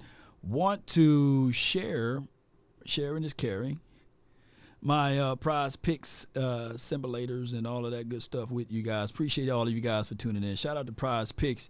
And I know that right now everybody talking about Caitlin Clark not going to the Olympics and stuff like that. But I got her going for more, 19.5. I got her going for at least 20 points. I got Alyssa Thomas. Shout out to the Thomas. I got her going less than 12.5, and then I got Bonner going less than 19 points. Now, she can score, though, but I'm trying to go with the less with this one. And you can do the same when you download Prize Picks. Use promo code LAW, and they will match 100% of your deposit up to $100. So check out Prize Picks. You can be in the mix. And, of course, we got our Flex Pay over here for $500 for $20, over here on the selections here. So hopefully that will go through at the end of the series. I need for the Mavs to stand tall. I need for the Mavs to stand tall on Wednesday. Shout out to my guy, DeRoe. He will be performing halftime show, and he'll be presenting some good stuff and information over there, and I will try to get that information out to you all that's going to be in the Dallas area. There will be this week, we're going to have an after function party, hope it'll be a victory party on Wednesday, and then we have a grand opening of another business on Thursday. So I can't wait to see you guys here in the mix if you're in this area. Appreciate each and every last one of you all for tuning in and being part of these type of things. Let me see if I can share this lineup. I don't know. Yeah, I'm going to share this.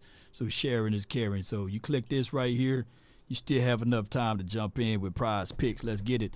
Let's go Mavs, man. Mavs need to do something, man, on a whole nother level, man. Mavs pulling the Cowboys in the playoffs. Louis, they need to figure out a way, man, because y'all know, man, I'm only rooting for the Mavs because I'm in Dallas, Yeah. And I don't want Boston to get up on top of my team. Y'all know who my team is already, so y'all already know. You already know who my team is, But I got to be rooting for the Mavs right now because I need for them to slow down Boston. Now I get it. I got a lot of folks that's Cowboys Celtics fan. They let me know too. Yeah, they let me know. Better be the Mavs. Yeah. Tom Brady did it with less talent. King Tony, man, appreciate you, man. Shout out to you so much. Tom Brady is a unicorn, man. Yeah. And success is always subjective. We say this all the time. Success is subjective, And he chose the love of football over his family, His wife was with the karate instructor, right? So, shoot, he's blowing out teams and she getting blown out. You know what I'm saying? Back blown out, allegedly. So, hey, success is subjective. Would you rather be Tom Brady or, Joe Blow who going to come home at time and his lady right there at the crib? It's just what it is.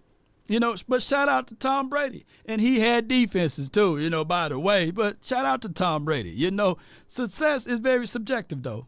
That's just what it is. Shout out to him. Man, Kyrie averaging 14 points in 2 games. Kyrie, what's going on with Kyrie, y'all? What's going on with him?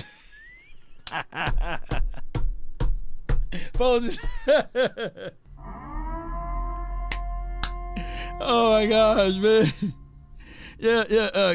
King Tony said, "You think money can keep females?" You trying to say Tom Brady? You think Tom? He said you must be related to Tom Brady. He said, "You think Tom Brady can't keep no other female?" Can't get no other female. He can't keep them. He can get them, but he can't keep them.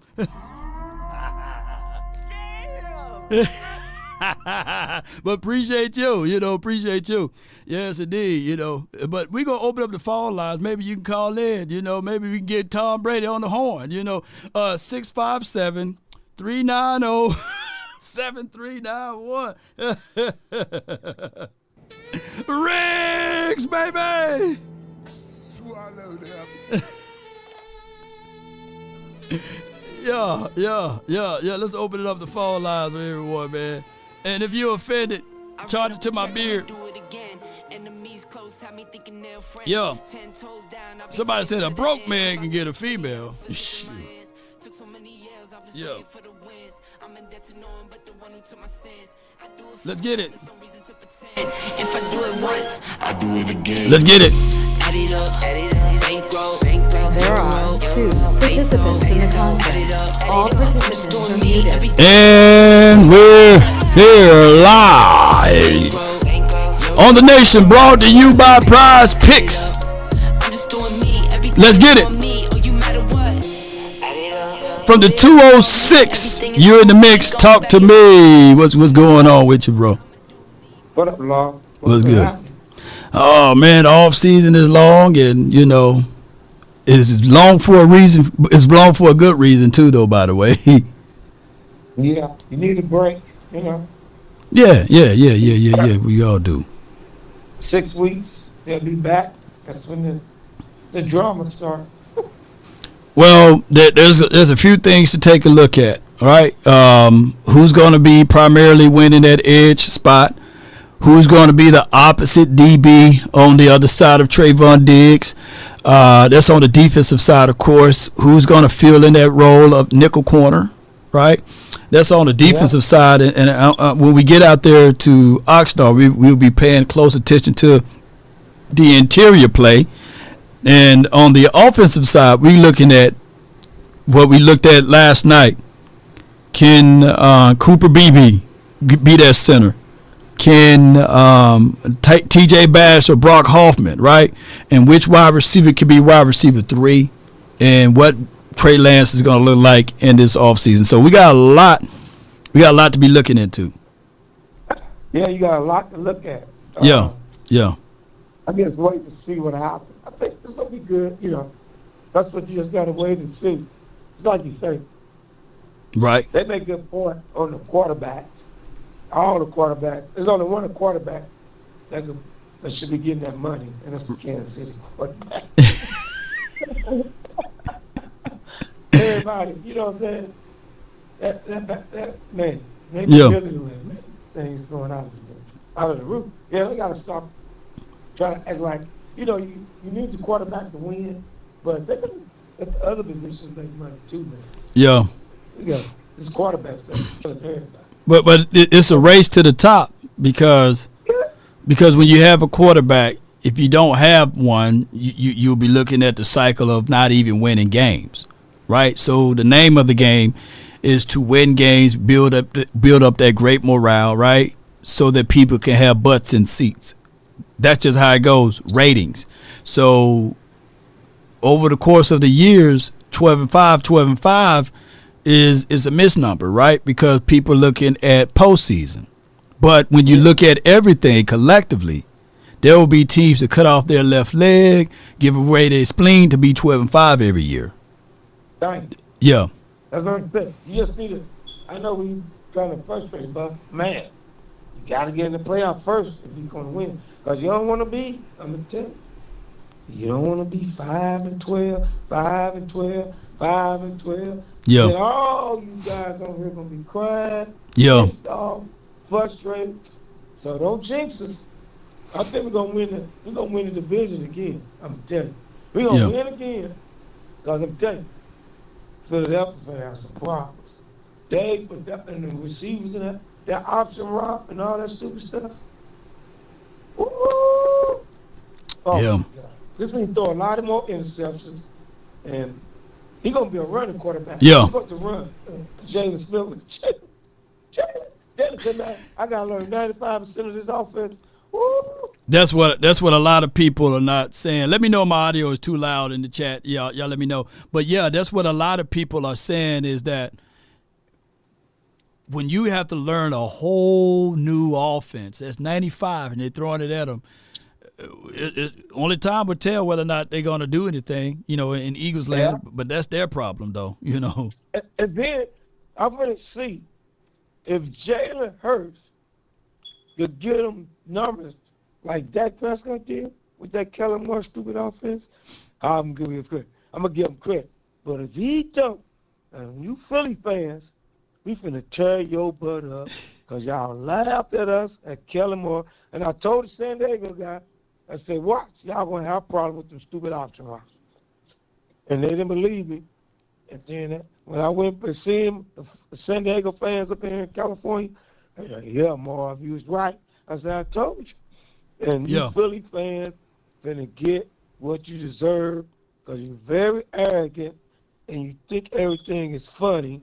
And like you say, Law, you can make it to the Super Bowl, but if you don't win, You just like us. You still ain't done nothing. You still haven't done anything. Yeah. I mean, what we want, a cookie, man. We'll feel better. Would you feel better if we went to like at least in the last 8 years, 2 Super Bowls to lose? Like, oh my God. I'm not saying that I don't want us to be successful in the postseason, and that's going to change up anything. Everybody want to win. Yeah, but we want to win. Yeah. We had Danny White. We went to 3 straight championship games. Remember? Yeah. Three back to back. Went to the championship game back to back. But we ain't winning 0. So, guys, it's all about winning the Super Bowl. We think we do all this stuff, and then I know everybody get frustrated, but I'm not even tripping, man. I'm just going to wait and see, cheer the team on. Me and Law defense. I ain't worried about the offense. The offense is going to be cold-blooded. Yeah. I ain't worried about the running game, the passing game. The quarterback going to be doing good. I'm not worried about that. I want to see this defense, y'all. That's what I want to see. Let's go, man. If that defense play up to what he's supposed to, we got a chance to do something. It's all about that defense, bro. No doubt, man. Yes, Appreciate you, bro. Thank you for calling in, man. Can't wait to see you out there in Oxnard. You have a good one. Yeah, we're gonna go for lunch again, and tell your boys we want Darren to come. I want what's the boy that always be mad about Dak Prescott. Brandon, yeah. Ross. I want Brandon. I want Darius. I want our boy 100. And what's the other one? My other boy that call you when he say the people be is that 100 grand? Yeah, 100 grand. Yeah. Oh yeah, it's two. It's another one too. The Tupac. Yeah. VIP. Yeah. Yeah, VIP. We all should go to Oxnard, y'all. You listen. Let's go. Meet as people. Ain't nobody gonna be mad at nobody. Right. Let's go debate, have some fun, eat some chicken wings, be back there with Law Nation and all the other boys. Let's go, y'all. Get some tickets ready. Let's go, man. And all y'all, man. And let's go as a family. As a fam, man. Appreciate you, man. For the 206, man. That's my guy, MJ, man. Appreciate you calling in. Bro, appreciate you. Salute. Yeah. Chicken wing, hot dog and bologna. That's what I thought about when he said chicken wing. As much as I'm going to drill this on to you guys, football is an ultimate team sport. Granted, I'm not going to take away from a team that win the Super Bowl or that won the Super Bowl. But my job and duty is to let you guys know. You can have a star-studded player on your team, but you got to have the ability to utilize and use that star-studded player, right? 757, you're live on the Nation. Talk to me. Yo, what's up, man? Not much, man. You got your background real loud, man. Where you at? Oh, my bad. Hold on. Let me step outside right quick. Hey, this King Tony Titan, man, that was on the line, man. Yeah, okay. So you King Tom Brady, right? I don't know that, man. I'm just saying that's Tom Brady. You already know. You know them ladies be going crazy over Tom Brady. I mean, I'm pretty sure he ain't. He that's his wife. He love her and everything like that. But come on, man, let's not act like that ain't Tom Brady. I mean, he can probably catch anything he want for real. I mean, wait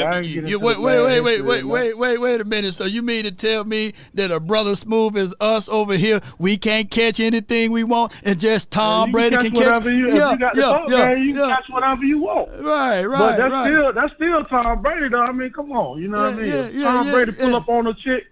You already know that's Tom Brady. Yeah. And you king. You should be able to pull up on a chick, Well, I'm married, man. I don't get into all that. Well, at least you know how to draw the line in the sand. So when you come home, she ain't doing this number. Whoa, baby, you're back too soon, right? Hey, if she do decide to do what she do, hey, look, I can't control that. But what? It's yes, you can. Out here. Yes, you can. You're supposed to be able to control that. You can. Man, You look, LD I'm like around big. here. I'm like big, man. Huh? I'm replacing quick, man. Yeah, I'm like Biggie Smalls. I don't chase him. I replace him. Yeah, you know what I mean? my It is God. what it is. But Hey, what, look, but I've been what you got? I've been a Cowboy fan, man, since Too Tall Jones, Tony Dorsett, and all that. Mm-hmm. And you know, I used to call and shout out to Skywalker Steel and Foot, Uh-huh. man. I used to call them. They used to call me Tony from Tampa because I live in Tampa. But Okay. you know what I'm saying? So no, a lot of Cowboy fans, man. See, one thing we do, man, is we play favoritism, man. We don't really want to see what's really going on, man. Now, the 49er game we played in the playoffs, man, we had Micah Parsons. He was mad that year because the defense played lights out in that game. Defense played lights out, man. He was mad at Dak. He was mad at the offense. Now, you know, we're not going to, you know, see, a lot of people don't follow people when they're all through college, but see, I follow people all through. You see what I'm saying? Dak, when he played at Mississippi State, he was mainly known as a runner, man. Like, he would tuck that thing down and run.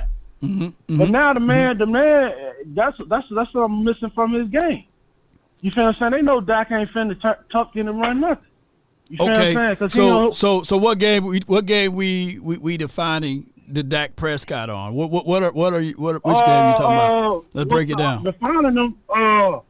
Well, let's start with first of all, I don't even get too excited, man. I used to talk smack and we're gonna be this year and do this. Until that man leave, man, I can't.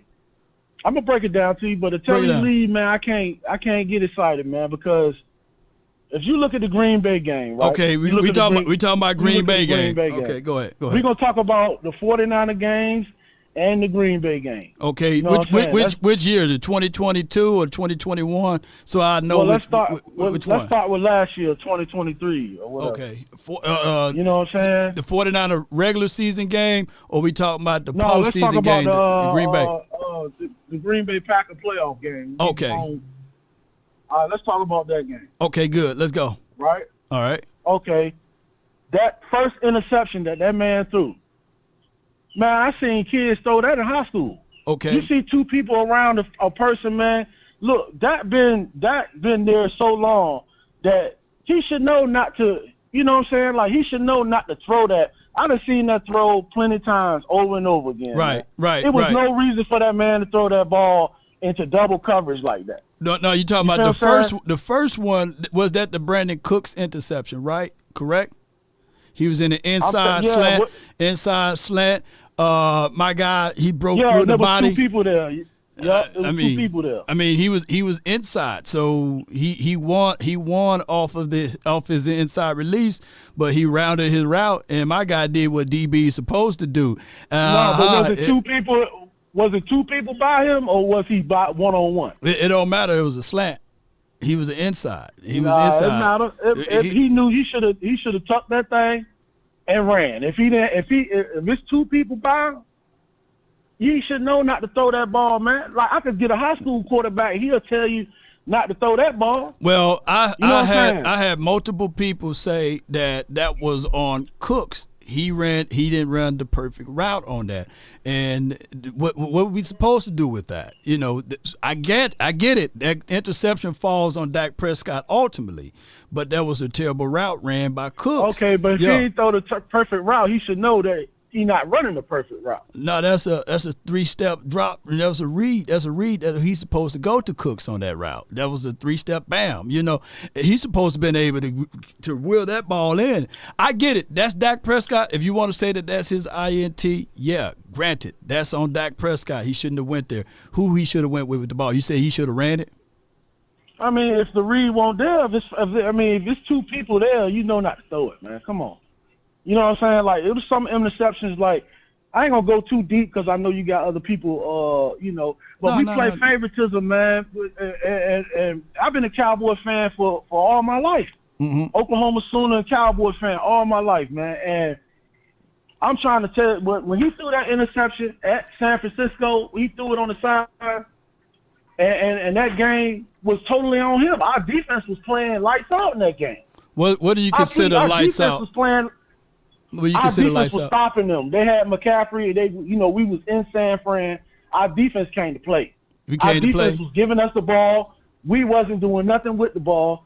But great quarterbacks, even if they have, like, the reason why I had said something about Tom Brady and everybody get laughing and kicking, but I said something about Tom Brady because great quarterbacks, you know what I'm saying, make the receivers, even if he don't got the best receivers, great quarterbacks find a way to win. I want you to look this up.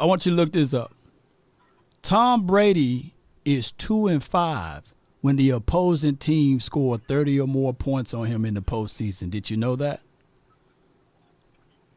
2-5 in the playoffs. Yeah, but what that got to do with him uplifting his receivers and all them Patriots teams and all them well, he had a little squad at Tampa, so I ain't even really going. You know what I mean? He had a little defense and a little squad at Tampa, but all them Patriot years, he didn't have. I mean, he had top targets. 10. He's 2-5. Look up Tom Brady playoff record. Can somebody in the chat put up Tom Brady's playoff record overall? So he's not even winning games.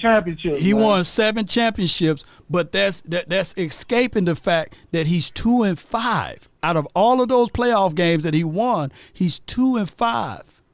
He's 2-5, bro, when teams are scoring 30 or more points. So we are expecting Dak Prescott to do something better than what Tom Brady is doing. I ain't expecting him to be that quarterback because he's not that quarterback. He wasn't that quarterback in Mississippi State. Right, you see what I'm saying? He would tuck it and run. He would tuck it and run. When they was at the height of Mississippi State, if you go back to his college, he was known for running. Yeah, he was known for running. A dual threat quarterback. Yeah. You know what I'm saying? Yeah. They was one of the best in the nation because he would tuck it and run. Now his calves, he got too fat. Now all that money, $70 million 1 year, all this money, he done got too fat and rich. Now he ain't trying to run. What he gonna run for? So you said that, you know, bump all and of he ain't the. got that type of arm. He don't have that type of arm. He don't have the type of arm that he could just rely on his arm. Like he got to be like a type of dual threat type of, like how everybody said, oh, look at Trey Lance. Oh, look, Dak was Trey Lance. Okay, so let me ask you this. So how do you beat Quarter's defense? You could beat any defense with a dual threat quarterback. You can beat any. Well, at that point, then why don't Michael Vick have 7 to 8 Super Bowl rings then? Well, Michael Vick didn't have the weapons. He didn't have the weapons that Dak had. Period. How come Lamar don't have you talking about dual threat quarterback? Josh Allen, you got Josh Allen, you got Lamar Jackson, you got a plethora of dual threat quarterbacks, and if you can they don't have the weapons that Dak had. All right, so last year, how many weapons do you think Dak had last year? We just got rid of Tony Pollard. Right. All he wanted was 20-some million. Now everybody talking about, don't pay a running back. How we get rid of Tony Pollard? Okay, so you went from Dak Prescott to Tony Pollard now. So no, Pollard, it's just that the weapons. I'm talking about the weapons that he had. You feel what I'm saying? Like he got CD, he had Tony Pollard, Brandon Cooks. I mean, he had weapons. So you mean to tell me that Lamar Jackson don't have the equivalency of weapons last season? Zay Flower, Andrews when he came back, Isaiah Likely. So those are not weapons juxtaposed to what the Cowboys had. No, because his offensive line his offensive line not even half of ours. So wait a minute. If you put Lamar Jackson on the Cowboys, we won a championship. So how's Lamar Jackson stopping the opposing team from running 9.5 yards? Why did they lose in the playoffs? Why is Lamar Jackson 2-4 in the playoffs? That's because he don't have what Dak had. If you give him what Dak had, he would have won the Super Bowl. What year? Any year. Any year that Dak played. Lamar Jackson will have 8 Super Bowl rings right now. Let me tell you like this: if you put Russell Wilson on our team, we'll win a Super Bowl. How come? Because he know what to do with his weapons. Why didn't Russell Wilson know what to do with his weapons in Denver land? Because he ain't had the weapons like that. why head-to-head in 2021 when the Cowboys, it was 2018? Why? Hold on. I'm just trying to figure out how come. Hold on. I got to get this out. I got to get this out now, bro. How come Russell Wilson didn't beat us in the playoff game, man? But when Dak beat them, when Cowboys beat them. He don't have the weapons that he had. Oh, okay. He don't have the offensive line. He didn't have the offensive line like we had. Okay. So there's an excuse. Our offensive line. Even when we pieced together our offensive line better than half of the league. What year our offense is better than half of the league, man? What year? Every year. Every year we had the best offensive line in the land. I ain't say we had the best now. I say they better than in any given year we better than half of the league. So you quantifying that Tyler Biotis, because he made it to the Pro Bowl the year before last, that he had a Pro Bowl? I'm just saying Dak ain't that dude. And everybody keeps talking about. Let me ask you this. Nate Newton, y'all hear a Cowboy legend now. Even Troy Aikman. They all know that. They all know he don't have that. I mean, yeah, he could talk good in the press conference, but they all know he don't have that killer mentality. That's why you think Jerry Jones and them ain't trying to he already in his 30s. How much you think he gonna learn? How much you think he gonna learn? Tony, so let me ask you this though, from Tampa, who do you want?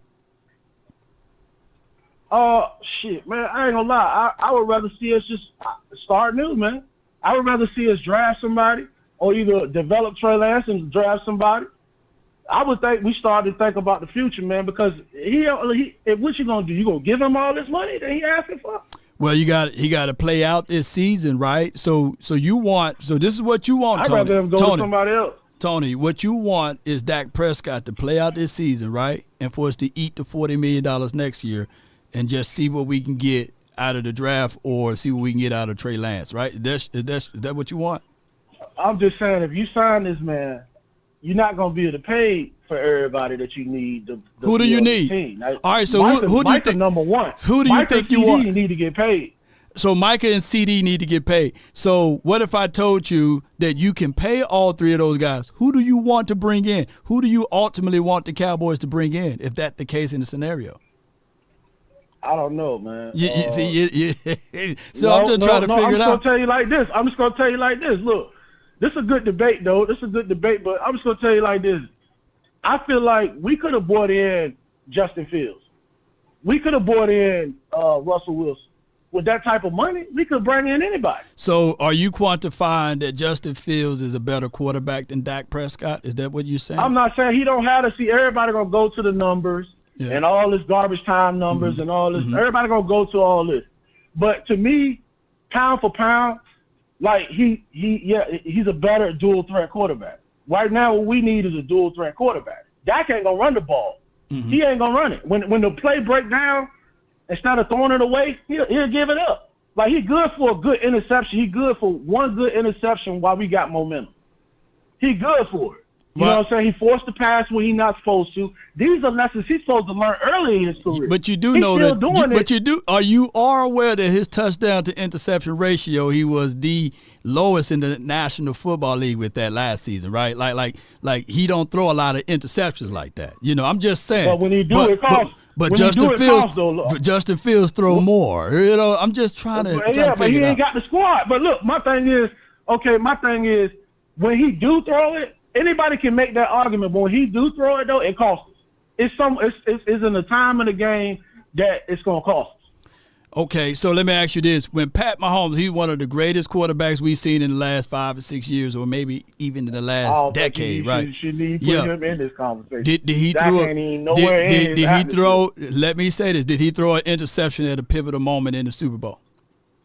Yeah, I mean, all quarterbacks do that. You know what I'm saying? I'm not saying that Dak wrong for throwing any interceptions. I'm just saying that what did they do? What did they do after he threw that interception? What did the team do? Who we got stomped? Green Bay stomped us. No, I'm talking about the Super Bowl, the biggest and the brightest of the stage. You can't compare that. He in the Super Bowl though. He's in the Super Bowl.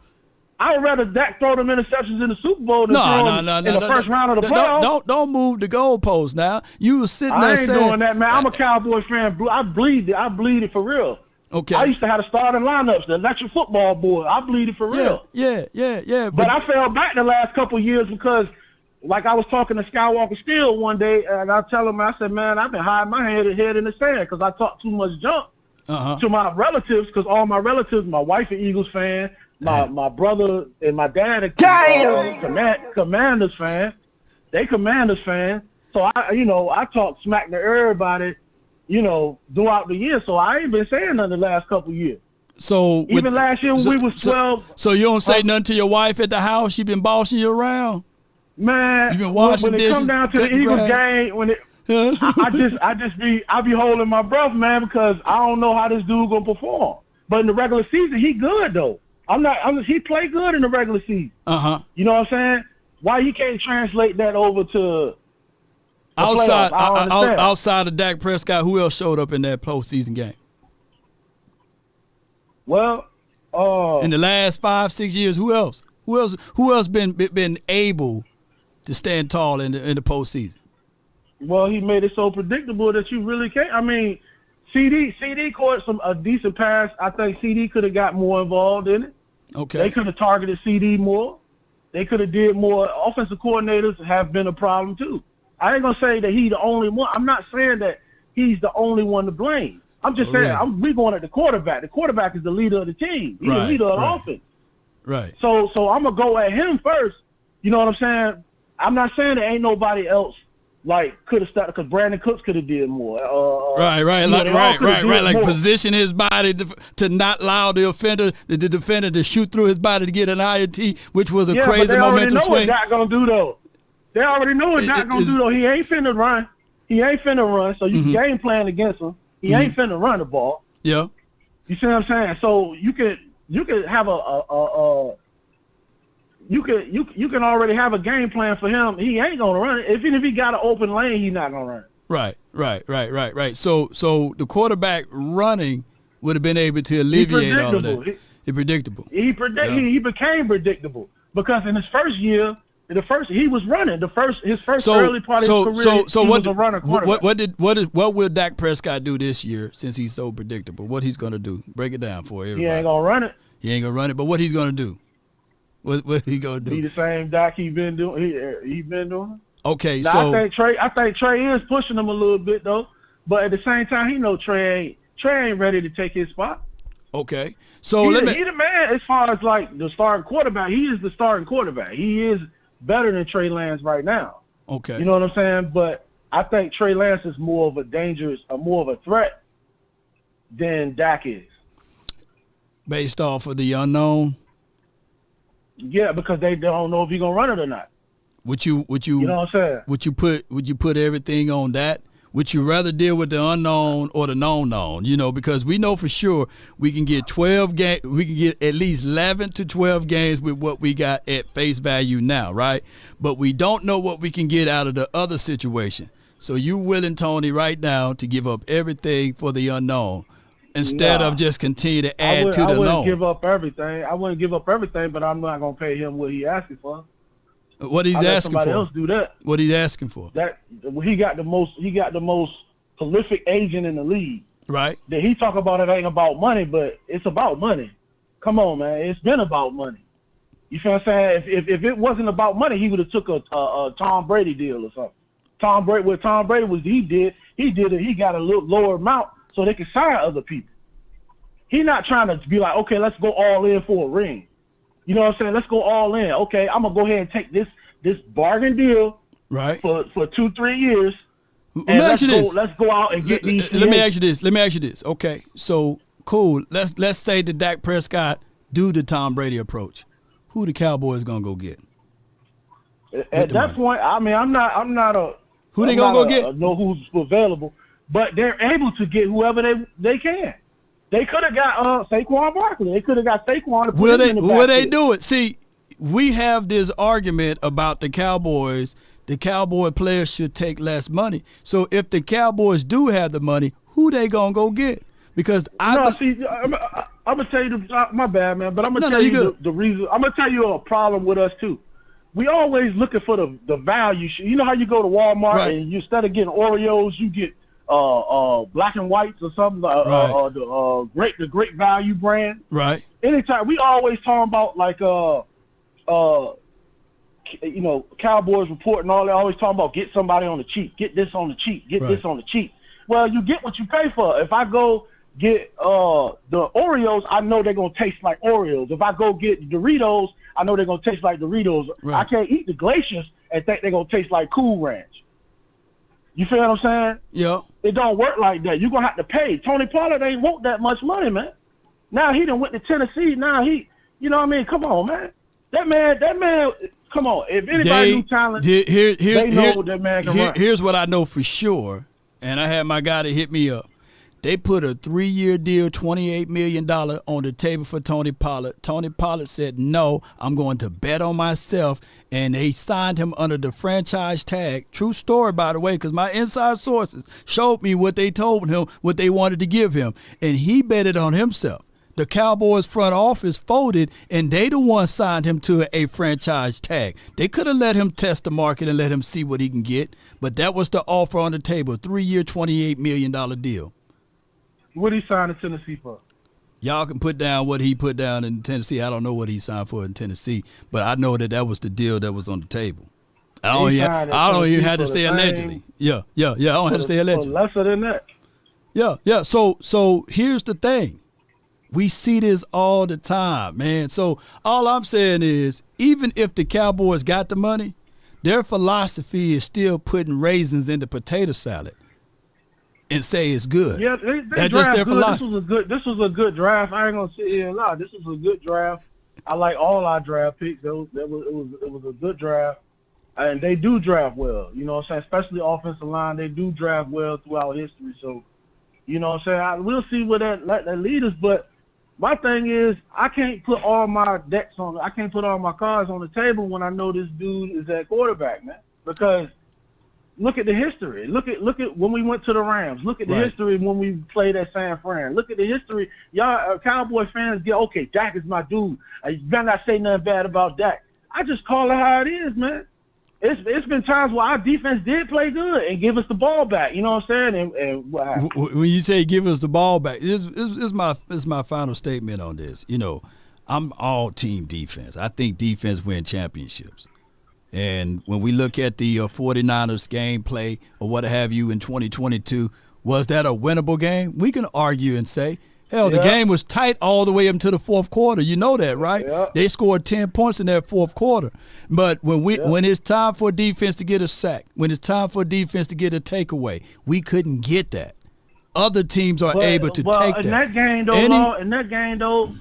game, though, if we could have did something, man, he threw that interception in our territory. Yeah, that's on him. That is on him. That on him. At least a field goal on that drive could have put us closer to where we need to be. Right. He threw an INT on this side of the field. I think that they went down and marched down the field and scored 3 points. Right, the defense stopped them from scoring another touchdown and at least held them to 3. But what I'm saying is, collectively, what we forget is when we get into shotgun on your inside of 20 and all you need is 2 yards, it was predictable. All of those boys sat on those raps. It was 4 curls brought to you by Kellen Moore.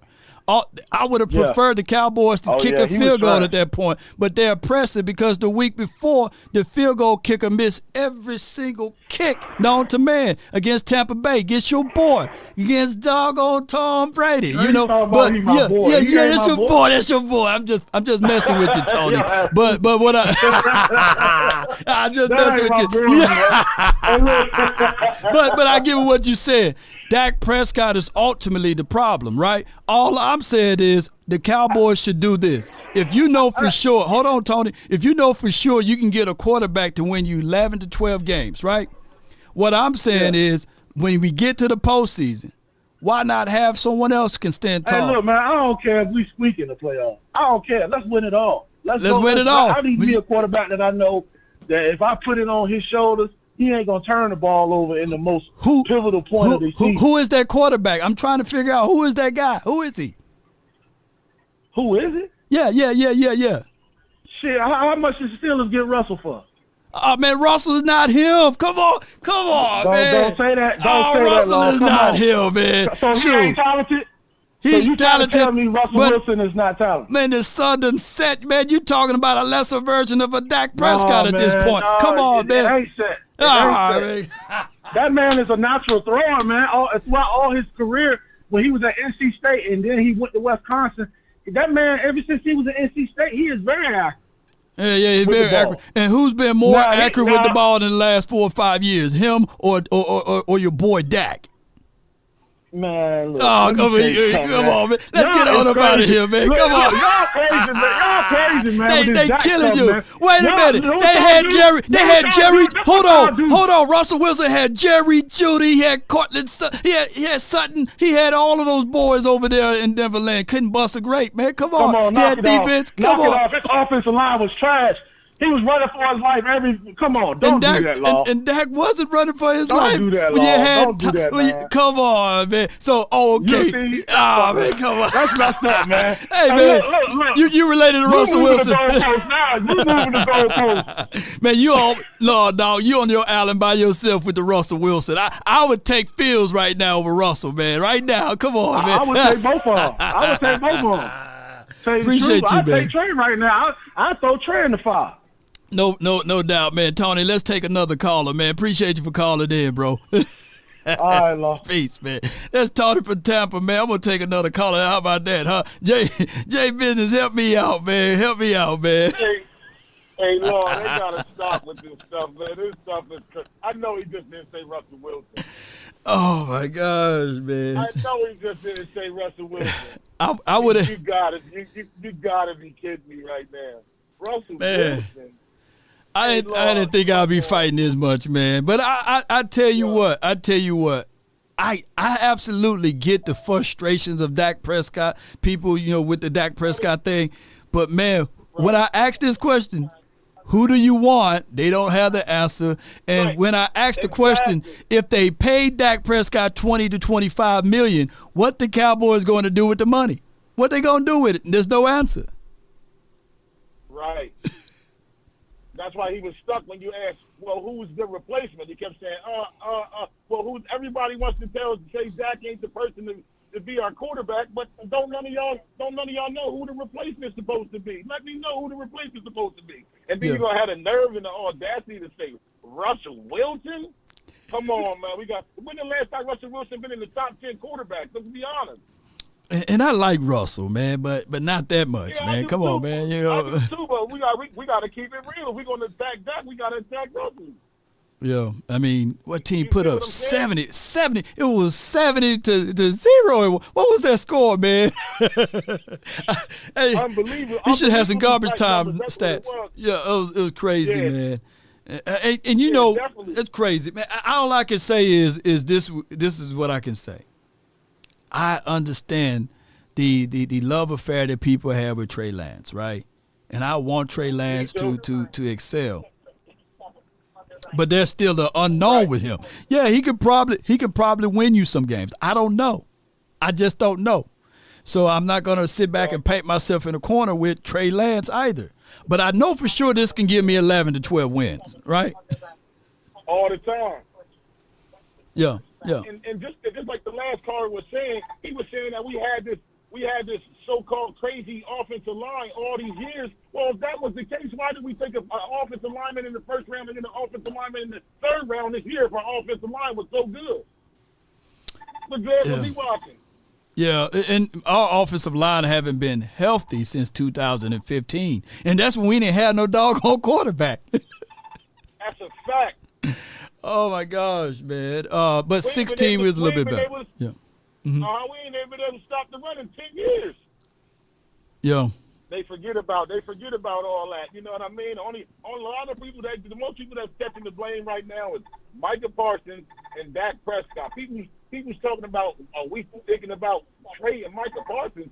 It's only 3 other people that did what he's done since he's been in the league. You don't never trade a player of that caliber of work. I don't care what he do off the field as long as he ain't going to jail.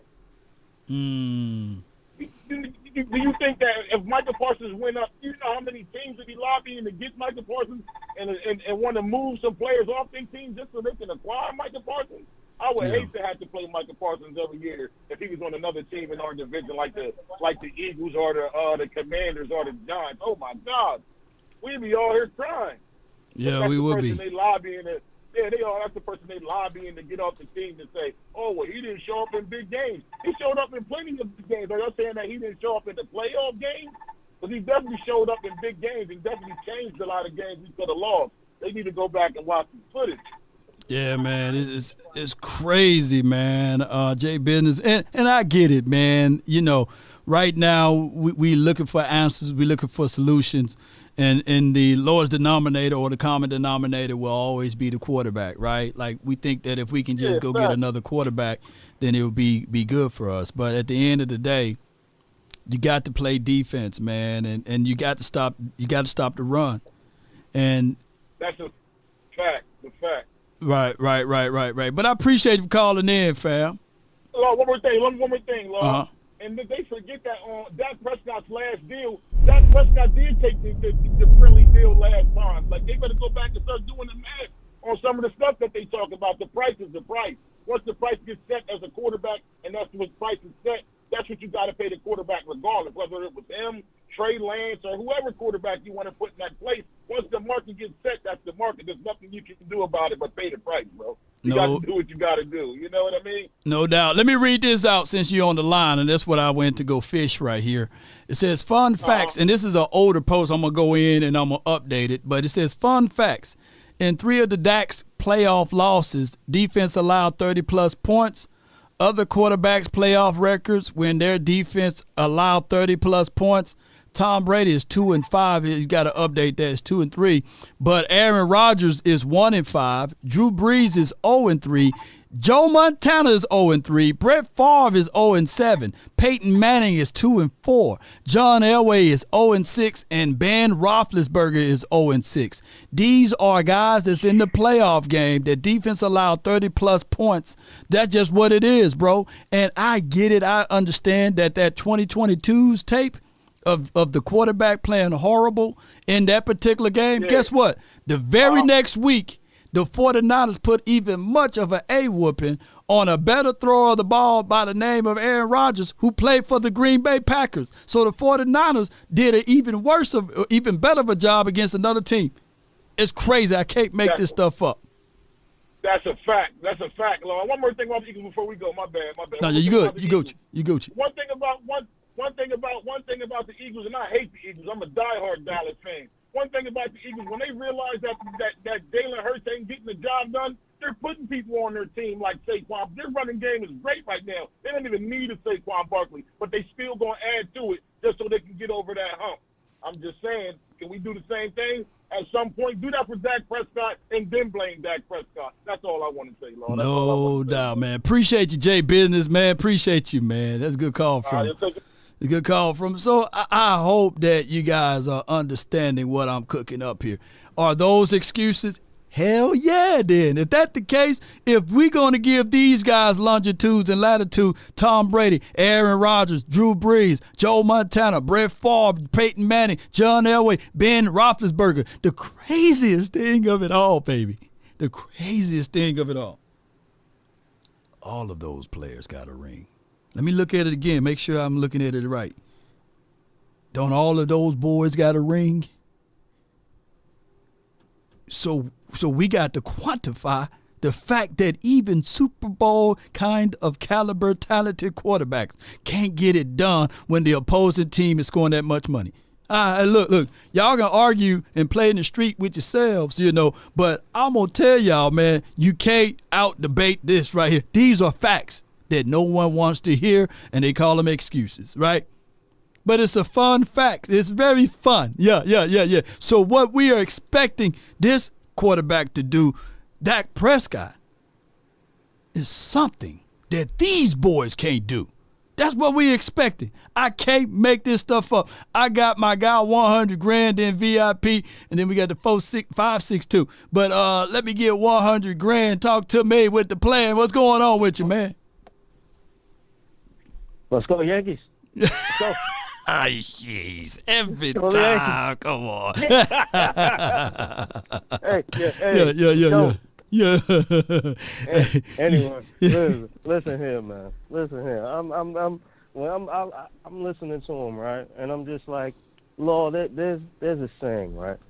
You can't talk to people and convert people that already got a hatred and their mind made up. Just let them talk and keep it moving. Just let them talk and keep it moving. It don't matter what you say.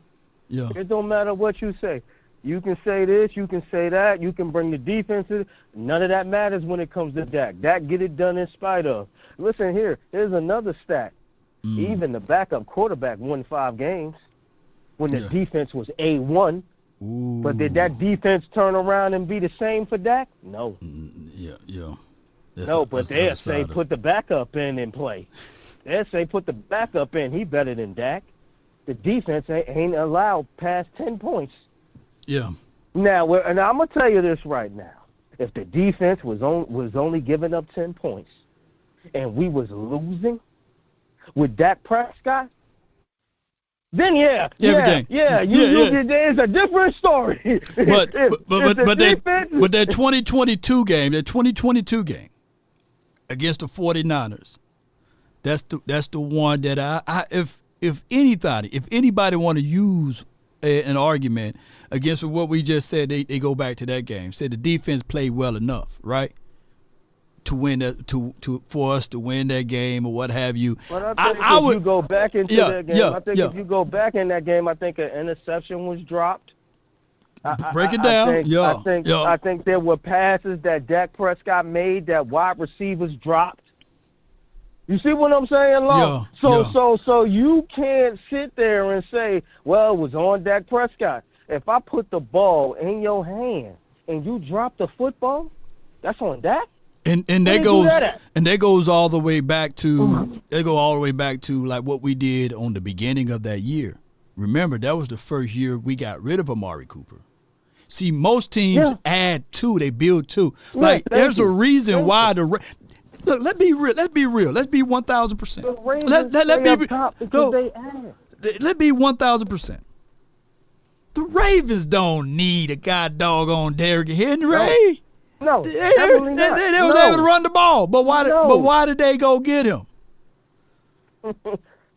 Let's go. To make it more potent. To make it better. You're gonna have to stop us. Right. Are you serious? You really gonna have to stop. They got the number 1 and you talking about their defense is elite. Right. Their defense hit people. Their defense don't play no games. And now you didn't need Derrick Henry. Now you got Derrick Henry even more with the run game. They're gonna run the football and rely on that defense. And here's another reason why. Because Lamar ain't a thrower like that. Yeah, he came up, he improved. Right. But they don't rely on his throwing like that. And guess what? For the last caller, the caller before that, talking about run. Right. You see Dak Prescott got hurt. You see Lamar keep getting injured from running. Right. You can't run every game. Yeah. And then running quarterback, you can't run every game. You're going to get banged up and hurt. So guess what? They got Derrick Henry. Look, same thing with Jalen Hurts last year. Yeah. Why was he hurt? Because he was running the football. It's going to be. So they said, it's going to be a big learning curve from this year. Let me tell you something. Yeah. They already said it was 95%, and he can't get the thing. He don't know what's going on. Yeah. He's still trying to get. And what's messing him up, is what we were saying. And I tried to. I don't know. It's the Superfin stream. Mm-hmm. The Superfin stream. I'm trying to look that clip up to where I don't know if it's on the page or I can't find it. Y'all, where you was talking about Kevin Moore and those option routes, and Lord Brunson was like, "Oh, we don't care about that. We don't care about that. You're gonna care about that this year. Yeah. You're gonna care about those option routes this year, Brunson. You're gonna care about that." What one thing that people just don't add into the mix in 2022, we were a one-dimensional team in the postseason, meaning that everybody like 2nd and 2. Your right tackle already out, right? Terrence Steele. Then before that play, you break an ankle of Tony Pollard, right? Ezekiel Elliott at that time was doing with a PCL tear, right? And the Cowboys played that little political thing, whereas they set Davis out all practice because he was mad that he didn't get no touches the week before. And they decided to be docile and say, well, we're going to prove a point. We're not going to get him in the game. So it's 2nd and 2. Them suckers, man, I want people to go back. They go empty inside your own 20, right? And they run 4 curl routes. And if I'm a DB, I'm sitting right there on it, right? I'm sitting, I'm like, and Dak throw a pick. Blame that on Dak. I want to see that same vitriol with Jalen Hurts when it happens to him this year. I don't want to hear, oh man, no, that's Jalen. Just how y'all say that's Dak's fault. That's Jalen Hurts' fault. Now, guess what? Everybody's not talking about. Jalen Hurts threw about 13, 14 picks last year. Nobody's talking about that, how they was talking about that with Dak with the year before. And now you're bringing Kevin Moore in there. He's going to throw 20 picks this year. I guarantee it. They talking about A.J. Brown talking about how, the wide receivers get more freedom. They get to choose. That's option route talk. If you're not on the same page with those option routes, you're done. And I don't think A.J. Brown is an option route wide receiver like how Amari Cooper is. He's not. No. And Smitty ain't either. I'm telling you now, it's going to be a problem. It's going to be one, but I can't wait to. I'm a front row seat.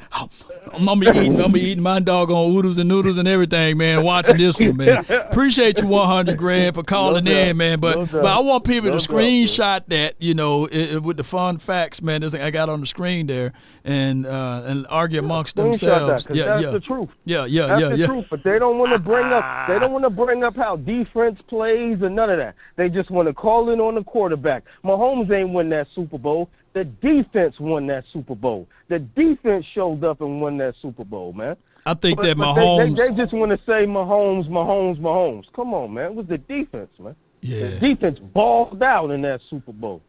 And poor Chris Jones don't get no credit, though. If you say Dak Prescott throw picks at the right times, the defense can show up at the right times and win you a game, too. Man, come on. But they don't want to talk about all that. They don't want to talk about that. They don't. Yeah, man. Cut it out, man. And if you bring that back up in here, he don't know nothing about all these coverages that Dak Prescott know about. He don't know how to make the calls at the line to make sure that the line. It's not just the offensive line going out there and blocking. You got to know how to make the calls. You got to know how to adjust. I don't think the backup know how to do that.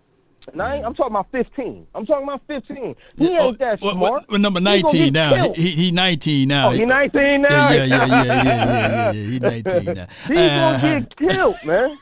Shout out to you, $100,000. Let me hear you say it, though, bro. How about them Cowboys and Yankees? Let's go, baby. Come on, Mavs, man. Hey, Law, the Mavs going to get swept, Law. I'm sorry. Oh, no, man. Come on, man. See, you doing good. Look, I made money these past 2 games. They gonna get swept. I got my belt ready for you. $100,000. I got my belt. Let me get my belt out on you. Appreciate you, Riggs. Yeah, I got my belt out for you, 100. I'm gonna start whipping some belts around here. Come on with it. Oh my goodness, man. I got my brother from another mother, no other. Don't look like Danny Glover. And y'all already know. I ain't mad at you. I ain't mad at you. I ain't mad at you. I ain't mad at you. Come on with it, man. VIP. We were once 2 brothers of the same kind. Quick to holler at the Cowboy chillers with the same line. Come on, with man. the same line. Yes, Law is VIP, baby. Law, hold on, man. Yeah. Let me address Tony. Tony, touch me, feel me. look, Tony, touch me, feel me. I don't know where your ideology comes from, but the games that I was watching, my quarterback was already down 3 touchdowns in the first quarter. Or in the first half. So what are we talking about? Like, I'm confused. Are we watching the same games, Law? he's not Slurpee category. Is he Slurpee category? No, is he there or not? Yeah, no. No, he's borderline. He's Slurpee. borderline. Okay. He's talking about my quarterback, but I'm gonna leave him alone because he said he's a G in this. You know, he's an OG. So I'm gonna give him a cheap pass. Yeah, okay, give him a cheap pass. So no Slurpee. He's not slurping at all. He's not in that category. He just Tony right now. He's King Tony. Yeah, okay. He's just Tony, touch me, feel me right now. He's not in the Slurpee category, but you're borderline, B. You are borderline, B. Let me explain this to you, Tony. Okay. I know you get confused. You and Brandon, y'all got these crazy lenses, these ideologies that come from Mars. But my quarterback, the quarterback that you're criticizing, was second in the MVP running. Okay. What was he not, Law? Yeah, he was in there. You know, he's second. He was second. So Law, the game that he referred to, not this last game, because I know he's not talking about the last game, because my quarterback is expected not only to read defenses, he has to stop the run too. That's what you're saying. I mean, that's what he implied, bro. He got to stop that run, man. the 7 quarterbacks that you just mentioned on that list, right? 5 of them have a jacket on, Law. So I didn't count that. Let me see who got the jacket. Yeah. You're right. So now, Lord, we're talking about my quarterback that you just said is garbage, is trash, is ass. You want him in the same room, in fact, you want him to take a step over these quarterbacks that are elite in your mind frames. These are elite quarterbacks. But you want my quarterback to be a step further than that now, right? But you don't want to. You don't want this quarterback, but you want him better than 5 quarterbacks that have yellow jackets. Law, I'm confused, Law. I'm really confused, Law. Hey, man, you know I think Trey Lance he's the person that can get rid of all of this. Trey Lance can be Trigger Trey can be better than Tom, Aaron, Drew, Joe, Brett, Peyton, John, and Ben. If Trigger Trey was in that situation, he would have been evil. Lord, Trigger Trey was on San Fran, Lord. What are we talking about? He was on a team that we can't be. Lord, this is what I'm talking about, Lord. Because if San Fran, the team that just went to the Super Bowl 2 years, and they just said he's not worth. So what are we doing, Lord? So he's better than any quarterback, all 31 other quarterbacks. Right? Is that what we're saying here, Lord? Yeah, that's what they said. Lord, he ain't lying. He ain't lying. Tony, touch me, feel me. Look, so this is what I'm going to need you to do, Tony, touch me, feel me. If you don't like my quarterback, I'm going to need you and Brandon to go to Slurpee Island, and y'all just start gulping up because he is going to re-up. My quarterback is going to re-up. That means his contract will be re-up. I know they don't want, Law, if you, like you said, if they were in front of this, we would have signed him 2 years ago. Yeah. But we got parking lot pimping mentality up in the front office. So obviously we're not gonna get in front of any contract. We're gonna let that goddamn CD go down to the wire, and he just put up numbers that we've never seen on this team. So I don't even if CD just put up numbers that we've never seen, and I remember, I'm old enough to remember, like you would say, Law, that one of my greatest running backs of all time had to hold out 3 games. You had to have Michael Irvin throw a goddamn garbage can at a reporter or something, right, for Jerry to be like, yo, let me just sign home, bro. So right? Am I right or am I wrong? Oh man, you're extremely right on that one. You know. Yeah. So Law, I'm just what. This is why, Law, I leave the Slurpee season alone. But when I hear these crazy ideologies and these hypotheses that come from Mars, Law, I gotta tap in, man. I gotta tap in because look, when you're attacking my quarterback, you're attacking me. So Tony, touch me, feel me. You and Brandon, y'all can hit me up. You can jump in the ring with Brandon. I'm trying to leave you alone because you're OG. You say you're OG in this. I respect my G's. I'm a G myself, so I respect that. But what I don't respect is you not going with facts. So your goalpost his goalpost moved 7 times when he was talking to you. So no. What I'm gonna do is if King Tony, if he's down for it, I'm gonna have you and 100 grand and Brandon and King to have a battle royale, have a man-to-man conversation and talk about this. Yeah. I'm outside for that, Lord. Yeah, get outside for it. Come on. It's the off season, man. It's the off season. Line them up, Lord. Yeah, it's the off season. Come on. Well, y'all fly into Dallas. Hey, I do have a studio in Dallas, man. We can all fly in, but y'all had to shake hands and all of that good stuff, Yeah. It's all love, Lord. We can. In fact, you can get some of those celebrity boxing gloves, Lord, in case somebody feeling brawler and they want to jump on the VIP lane. Come on. Oh, you ready to do all it? Oh, we can do it all, Lord. Look, we can do it all, Lord. I ain't mad. Appreciate you, man. Let me hear you say if I let you go, bro. I ain't mad at you. About damn Cowboys. I ain't a killer, but don't push me, touch me, Tony. Feel me up. Hey, man, this is all fun and games, man. No personal attacks at all, man. But we should have a battle royale. I got the 562. You're live on the nation. Talk to me. What's up, Law? It's Not your much. boy, Uncle Drew, Eagle Drew. You saved the best for last, my brother. Okay, Long Drew. time listener, first time caller. How are you, dude? Salute to you, bro. Man, I'm doing better than I deserve, Drew. Unc, it's been one of those times, man, that last year I was worried. I was worried that your team was going to just go on a run. But those last finals games of the year, man, I was so proud of your team and what they were able to do. It lifted me up, man. It lifted me, man. Y'all skated by on that dog. Y'all skated by on 2 games too. It could have been worse. Hey, Unc, it could have been worse. That Chiefs game and that Bills game, y'all skated back, man. Y'all skated by so good, man. I said, God, dog, boy, y'all skated on that one. You know who pulled those games out? My quarterback.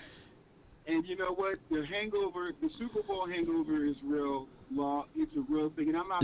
See, I'm not like you guys. We sucked the last 7 games of the year. We just were trash. No excuses. Hold on before you say anything else, Uncle Drew. Let me give you an applause because, man, you're the only Eagle fan that I know that's willing to say that. Come on, hold on. Let me give. Yeah, got a real Eagle fan here, man. Listen, Ron, one thing about me, listen, I do talk my trash. I'm from Philly, right? Yeah, it's but given. I keep it a buck. We were some hot trash the last 7 games, right? Yeah. Now, what I really called in to talk about is, as an Eagles fan, I don't want Dak to go anywhere. I want Dak to be a Cowboy for life. $60 million, 4 years. Okay. Let's get it done. And here's why. Okay, break it down. Here's a comparison. Okay. You're old enough to know who Donovan McNabb is. Yeah. Right? Right. Donovan McNabb dominated the NFC East in the early 2000s. Dominated the NFC East. Because everybody else was trash. And Donovan made it to what? 4 NFC championships, 1 Super Bowl, couldn't get it done. And I say that Dak Prescott is a poor man's Donovan McNabb. You must be out of your goddamn mind. Come on now, you look, nah. I'm gonna let you go. Go ahead. I'm gonna let you finish. Go ahead. Let me cook. Mm-hmm. Dak is the poor man's Donovan McNabb. He dominates the NFC East. But he does not have the resume Donovan had in the playoffs. Not even close. Okay? So that's why I call him Dak McNabb. That's my new nickname for Dak. Dak McNabb. But I don't want Dak to go anywhere because I think that Dak has reached his ceiling. That's it. Most quarterbacks in the NFL after 8 years, if they don't make it to the NFC or AFC Championship or Super Bowl, it's not going to happen, bro. So let's get Dak signed. Now, hold on. Is that anecdotal information there, or there's empirical information? No. That's look at the numbers. Look Well, at the numbers. hold on. Dak to Donovan McNabb. Well, wait. You talking about after the first 8 years? I'm remembering Peyton Manning. I'm remembering Drew Brees. I'm remembering those boys taking that amount of time to get there. So go ahead. I'm just saying most quarterbacks don't even make it that long. Most quarterbacks don't even make it that long. You know, those guys are Hall of Famers. Dak is not even close to Dak is not even in their range, right? So let's be honest. I'm just being honest. Well, I just got the. I can't let you continue. I cannot let you continue of comparing Donovan McNabb to Dak Prescott when McNabb numbers are not comparable as far as Let me say this. Let me say this. T.O. Who is T.O.? Huh? 1 year. Yeah. Dak probably go to the Super Bowl 1 year with T.O. But let me say this too. I think that you putting a lot of credit to Donovan McNabb when it was Andy Reid. You got to give it to Andy Reid. He is a wizardry with, or however you say that word, with quarterbacks, and he was a damn good coach. Huh? Y'all got McCarthy. Yeah. And since McCarthy been here and Dak healthy, they finished the season 12-5. Yeah. And first and second round exit. Well, I would tell you this, though. Who's been more the letdown? Was it the offense or the defense?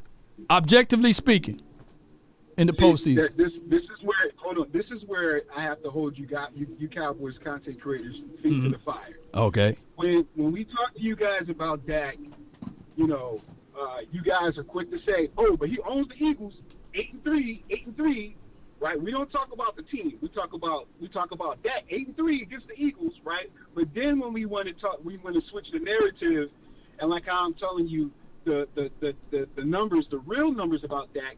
Now we want to switch it to the team. So we don't get to have our cake and eat it too. Are we going to keep it the team, or are we going to keep it with Dak, right? Because I just told you, Hurts played like some trash. My team played like some trash. Right. So if we look at Dak's numbers, Dak in the last 3 playoff games we just talked about, he's thrown 5 interceptions. You understand what I'm saying? Dak in 8 years, if Dak was 2-5 in Philadelphia, they would run Dak out of Philly or New York. He would have been run out of those 2 East Coast football cities. It wouldn't even be a question. Nah, right? I don't think so.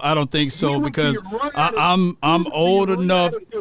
I'm old enough to remember that you guys talked glowingly of Carson Wentz, and he was the next best thing since sliced bread over there in Philly land until he got hurt. When he got hurt, that's when y'all ran him out, and then y'all brought in Hurt. You know what I'm saying? So I give it what you said.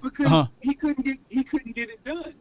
Right? So all I'm saying is just like simple facts of pertaining to, and here's a fact that I want you to look up. Now, I know this is a true fact.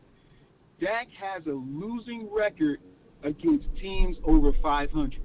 Look it up. Google it right now. Dak McNabb has a losing record against teams over 500. That's most quarterbacks too, by the way. You know that, right? You know that stat line. I know what stat line you're pulling up. I get what you're talking about. But if you look at my quarterback in his 3 years stint of being the starting quarterback, his accolades say different. Yeah. He's 3 years. Have you ever been to Costco's and Sam Club?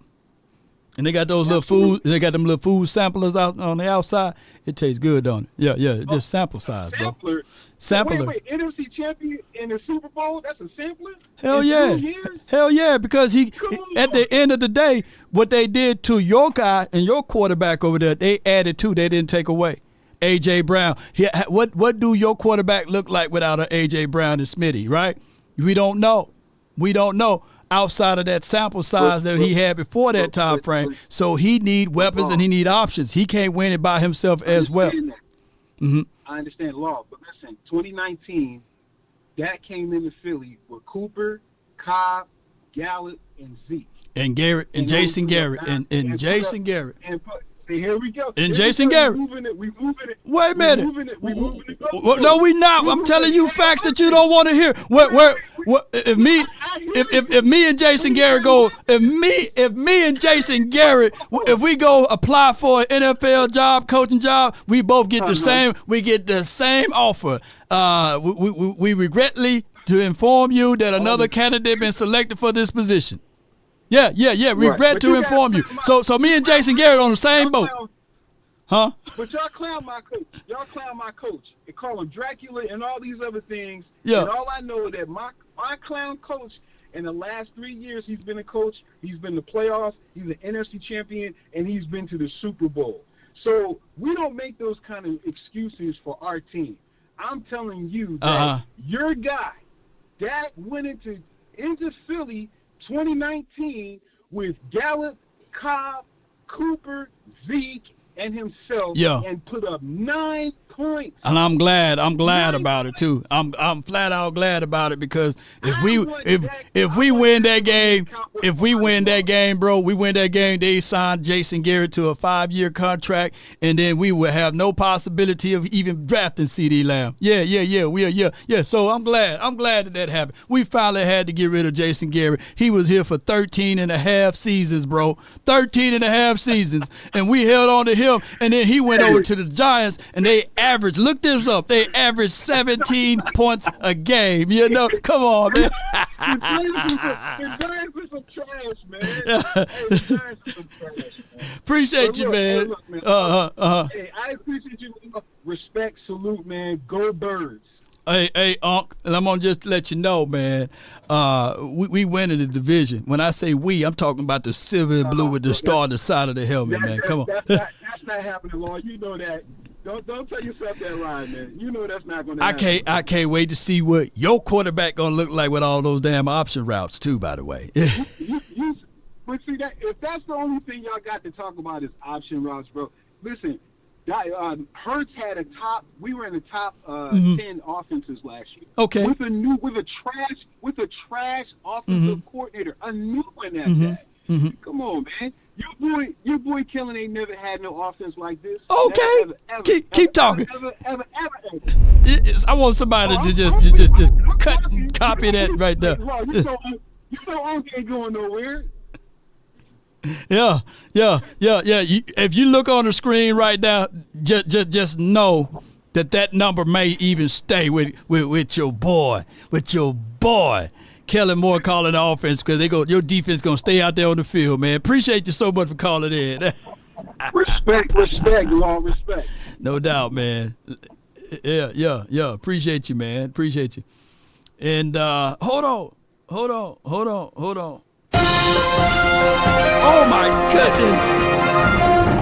Oh my goodness, man! I got a live feed of Unc and his lady. We're looking great. Unc! Let's go Birds! ELGS.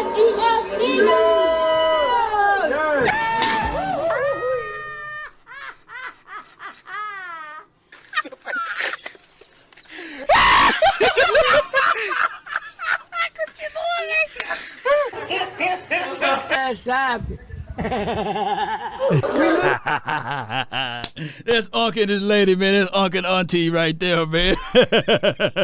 I got for the 571. You live, man. Talk to me, man. Yo, what's up, Lord? How you doing? Man. Doing good, man. Who I'm with right now, man? From the 571. Who this? Hey, this is Jay Jamal. I'm down in North Carolina. The number's out of Virginia. You know, military have you move around like that. I feel you, man. Salute the services, man. What you got? Hey, great job. Like you said, I want to salute you. Doing a great job, man. I watch you and my man Mark. So I commend y'all. You've been doing it for many years. Keep up the great work. Appreciate you, bro. I just want to say, look, you guys. It seemed like the salary cap. I got to turn down the live feed on this tablet.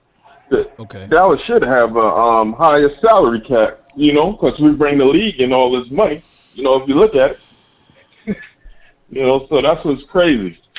But people got to understand, a lot of our own fans hate on the Cowboys because the 4-letter networks, Right. Of course, they constantly talking bad about them, and then we pick up that it's like a part of a cult.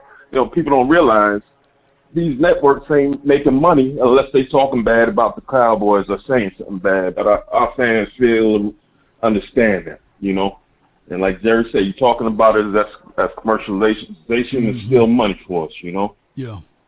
Yeah. But I think people got to look at, hey, when Dak threw them interceptions, hey, look at the separation our receivers get against the DBs compared to what Green Bay, the separation they had against our DBs, Yeah, it's been a minute, man, since we had that wide open of lanes like the Green Bay had.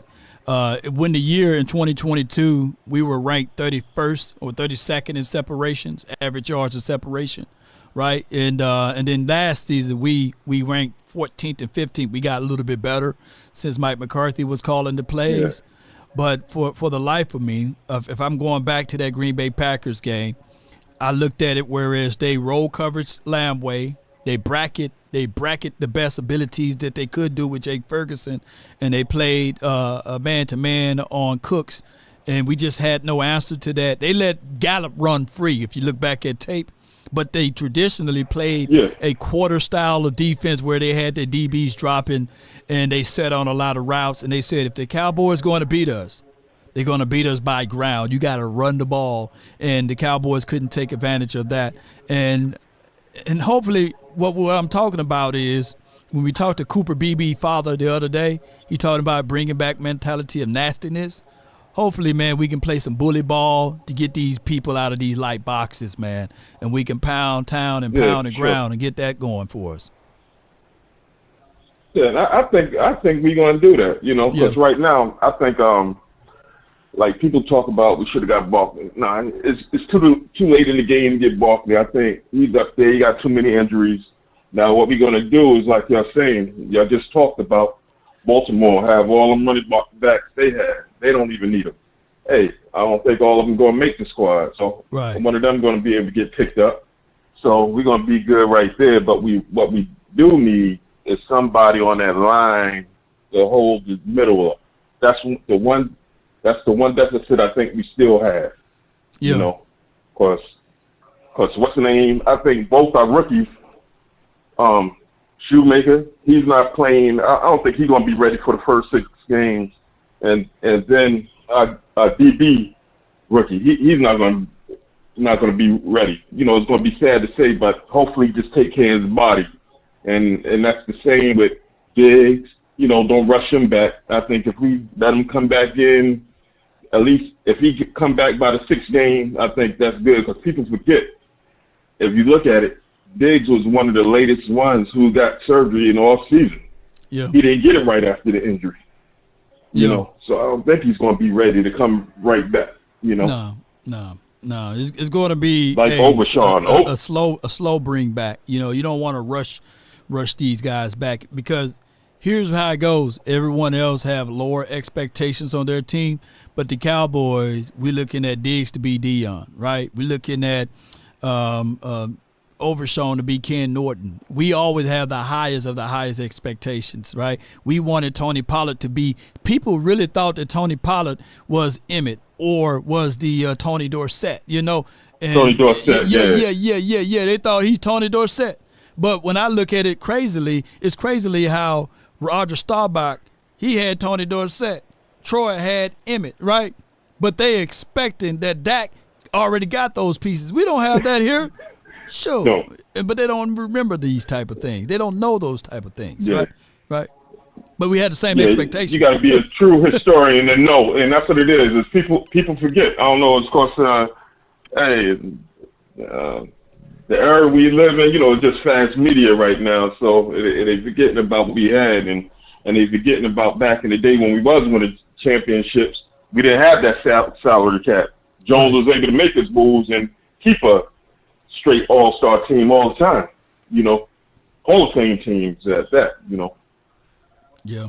So I don't know, but I think if we smart, we'll sign all 3 of our players. Sign Dak, and what it is, we're just waiting for him to get in camp so he can have a big press conference, I believe. Get CD in there, then do that, then do Parsons, you know.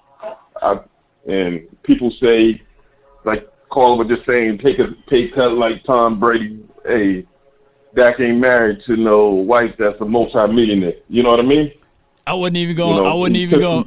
I wanted to use that one, but I'm to the point whereas even if he did took the pay cut, you can pay Dak Prescott $10 million a year, right? Who we gonna go get? Ain't get nobody. We ain't gonna get nobody. Ain't nobody. Giving the money to the great grandson, you know. Keep it. Man, and that's just one thing that people fail to realize. When you have a philosophy, a principle, that's just what you do. That's just what you do. They like their guys, and they love to play the market. They love to be talked about, you know. So that's just how it goes. So there's nothing that would bring up a possibility of these boys that will go out there and grab somebody, because that's not what they do. Appreciate you so much for calling in, Cooks. Man, appreciate you, man. Oh, yeah, definitely. I appreciate you, Lord. Keep up the great work. Not the good work, but the great work. Hey, man, I thank you, man. Appreciate you, man. Good call from him. And I thank those who called in who wanted to jump on but couldn't get in and all of that, man. Just way too many people in the conversational pool. I thank y'all for y'all patience, man. Be sure to check out Prize Picks. Use code LAW when you download Prize Pick. $100 of your first $100 deposit will be matched, and you can go out and make selections, man. And these episodes like this, man, help pave the way for other future things with Prize Picks, and I really appreciate them. Cowboy Nation, man, and everyone that's listening, I get it. I'm all down, man. If y'all absolutely believe that Dak Prescott value is too high, then what should we pay him for, 1, right?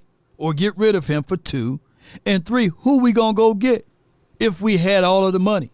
Like, do y'all foresee the Cowboys absolutely willing and dealing and going out there getting it? We got $12 million now. That's enough money to prorate, spread out, and make some movements, right? But at the end of the day, I don't think that the Cowboys organization is built that way, right? They're going to lean on their own and say, hey, we like our guys for number 1. We value our draft picks, number 2. And number 3, they got to be the person to come up with the idea first. That stadium that was built down there in Arlington, $3.5 billion playpen, got the sun shining through the stadium. Because it's not their ideal, they won't put up curtains when the game is going, right? When the sun is out. They say that's an advantage of us. And so far, since we had that stadium here, the sun, far as the advantage, we never took advantage of it, right? Because that's just who it is. Yeah. So it is what it is. Cowboy Nation, shout out to y'all. Recent Money, appreciate you. Nobody there, ain't nobody. And I think we had a super chat that I got to go to and get to. So bear with me, ladies and gentlemen, and boys and girls around the globe. Just give me 1 second here. It's going to go to a commercial, and we're going to have to pause it. Hopefully I can get to it before it starts making noise. Give me 1 second here. Ventriloquist Law, appreciate you. Let's go. Boom, knock this out, and we will pull this up. Bear with me, ladies and gentlemen. Allow. Okay, bear with me. Always allow as on this site. Switch to the Google Fi Wireless Flex. Google Fi Wireless. Okay, let me mute this one. Yeah. Yeah. And if anybody sent the quote unquote stars, I appreciate y'all so much. Okay, here we go. I got y'all. Appreciate y'all, man. Boom, shakalaka. Boy, we got to build the planes as we fly. All right, fan funding. All right, boom. And I'm gonna get to everybody's super chat. Appreciate y'all so much. Love y'all. And shout out to King Tony Titan channel. He says Hurts went to the Super Bowl. We talked about that one already. Give him a heart, man. Give him a heart. Give Saitin a heart. Give Ratio a heart. Everybody getting hearts today, man. Hey. Boy, we got a lot of super chats today. I appreciate y'all for y'all support. Appreciate y'all. This will be all year. Yeah. This will be all year, baby. Rodriguez says, and it states here, get my hooked on funny glasses together. Rodriguez says it took Mahomes 5 quarters to win the Super Bowl last year. His defense had to keep him in the game because he was playing terrible. In the words of Charles Barkley. Shout out to Chuck Barkley. Yeah. But people will forget about those things though, because all what they will remember is the Super Bowl.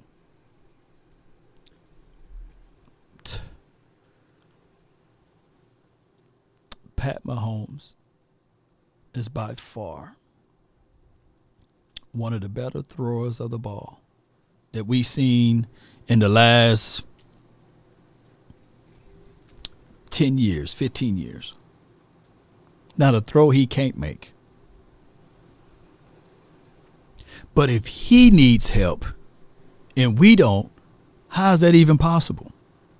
How come Pat Mahomes need defense to help him out and we don't? Can somebody contextualize that for me? The 49ers were 9 yards away from winning the Super Bowl. They got to the 9-yard line. They score a touchdown there. They are winning the Super Bowl.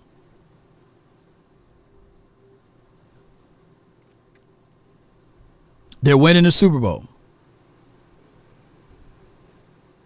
There were so many drive stops that the defense had to do. Rev says as long as the Niners didn't win the Super Bowl, shoot, shout out to Pat Mahomes, man. I'm going to buy Pat Mahomes a Dak Prescott jersey whenever I see him. Trick says that brother does not understand QB play. Lamar would not excel over here. Russ in Fields is laughter. That's from Tricks. Yeah. Because if Lamar came here during the time that, we drafted LVE over Lamar. Let's say, for example, we drafted Lamar instead of LVE in that year's draft. The first thing that they would try to do to Lamar is to utilize him as a pocket thrower. They say, hey, man, we wouldn't want you to run the ball. And it would be kind of laughable to see Kellen Moore dialing up plays for Lamar. Yeah. So that's just what it is. Yeah. Niners was 9 yards away. Yeah. So, it's about a 3-hour show, man. I didn't mean to make it that long. I thought for sure I was only going to jump on for that segment there. But we ended up going overtime for your mind. But even in the midst of going overtime, I get it. I'm greedy. I want Cooper Rush to be successful here too. Damn it. I want Trey Lance to be successful here too. I do. There's no ifs, ands, and buts about it. But when I look at this list right here, regardless of the quarterback that we have, if these titans of a quarterback, Tom Brady, Aaron Rodgers, Drew Brees, Joe Montana, Brett Favre, Peyton Manning, John Elway, and Big Ben Roethlisberger, if they can't do it, then what do you expect Cooper Rush to do? And what do you expect Trey Lance to do? And ultimately, what do you expect Dak Prescott to do? Some of you guys would not see or understand this until it's 2 to maybe 3 years from now. I'm to the point that I love to win debates. I love to win arguments. But literally, there's a soft spot somewhere down in my heart to say, I can't wait. I can't wait. The day that Dak Prescott is long gone from here, and those who despise and hate, and for those who say, oh man, it's quarterback, anybody can do that, for you to go back to ultimately to say, damn, that Law Nation, man, Oh my goodness, that brother was right. That it's a complete team sport. And the things that you were mad about that is revealed to you, that dude was able to make it possible. Even in the midst of the chaos that's going around. Slowly, you can see the 3-ladder, the 4-ladder networks. They were revealing that they do things out of sensationalism. That they do things for the views, the clicks. They leave out certain quarterbacks out of certain things. Boy, I can't wait. I'm almost hasty today. To a small point of degree, I want Dak Prescott to go away so that you guys can see. But it's not happening now. Because I do understand the race is not to the swift nor the battle to the mighty. To he that endures. And that quarterback, he's going to endure the storms, the trials and tribulations, the hate that people throw upon, defeat in the face. The same guy that broke his thumb week 1 a year or such ago, and the same fan base that was taking trash and throwing it at him. Taking trash and throwing it at him. And more trash and throwing it at him. Took that same team to the playoffs. And the same team that he broke his thumb he ultimately was on the team that blew them out. And the same people that was throwing trash still sullied and denigrated and said anybody can do that. That team must have aged like bananas that's on top of someone's refrigerator. Because on the front end of the season, oh man, that team, man, we could never beat Tampa Bay. We go to Tampa Bay at their house and we beat them. Oh man, that team is old, man. That team is trash, man. Anybody can do that. It's the craziest thing. And now the zombies, they're out. The zombies are here. Because now instead of Dak Prescott, it is now Micah Parsons' fault. He talked too much, Law. Give me anybody, man. Put X, Y, and Z out there. It's Parsons. He's trash. He's not good. We have the awkwardest fan base in the land. He's no leader, Law. Well, who else should be the leader? Who else do you want? There was a group of people that was wandering around for 40 years. For 40 years in the desert. But they can look up to the sky and manna will fall out. Clothes never wither. When it was too hot, a cloud followed them everywhere they go. Law, make this make sense. For 40 years they rumbled around. They were never hungry. Their clothes never ran out. They got away from someone else who enslaved them. Some of them are saying, hey, I would rather go back to be a slave again. Some of them said, hey, man, I would do anything to have a different levels of food. And I'm tired of the cloud that's covering me everywhere I go. I want to get hit up with the sun. As a matter of fact, we want something tangible that we can touch. I don't like this invisible God. I want something that I can physically touch. Let us start worshiping something else.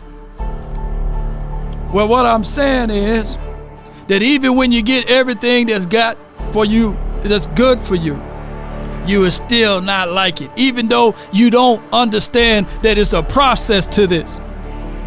You will still say, hey man, I'm tired of this type of food. I'm tired of these clothes. I'm tired of, let me go back to being a slave. Let me go back to the whips and the chain. Let me go back to, let me give it to this right here. Let me go back to this, you know. Cal Orton. Brandon Whedon. Oh my goodness, I love it. Yeah, Stephen McGay. Give me Tony Banks. Yeah, let's go back to those days. At least the expectation wasn't Super Bowl. But newsflash, it was still Super Bowl. Let me go back to those days. Go, John Kidney. Let's go back to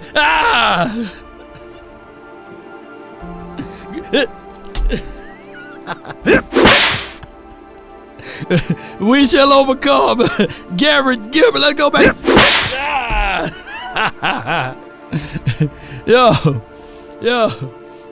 that's crazy. But if you want a thing bad enough to go out there and fight for it, to work day and night, to give up your time, your peace, and your sleep, if all of your desires of it makes you quite mad, that you don't get tired of it, and it makes you hold everything tawdry and cheap, if life itself seems empty and useless without it, and all that you scheme and dream is about it, if you'll gladly go out there and sweat for it, fret for it, or plan, to lose all terror of your mind, if you would simply, just simply go after the thing you want with all of your capacity, strength, and sagacity, with faith, hope, and confidence, and stern pertinacity, if neither cold poverty or famish or fame or the sickness of your body or brain can turn you away from the thing you want, if dogged and grim and besieged and beset with the help of Almighty, you will get it, baby.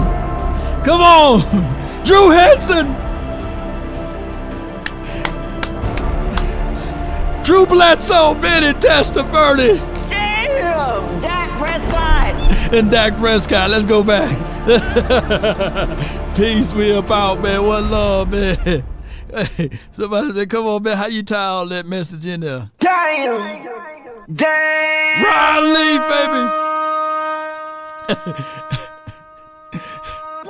baby. Hey, people said, Give me my theme music. People think, hey, times was better when we had Ryan Leaf, y'all. Times was better when we had Ryan Leaf. Kind of check or something. Give us Ryan Leaf, man. Give us Tony Banks, man.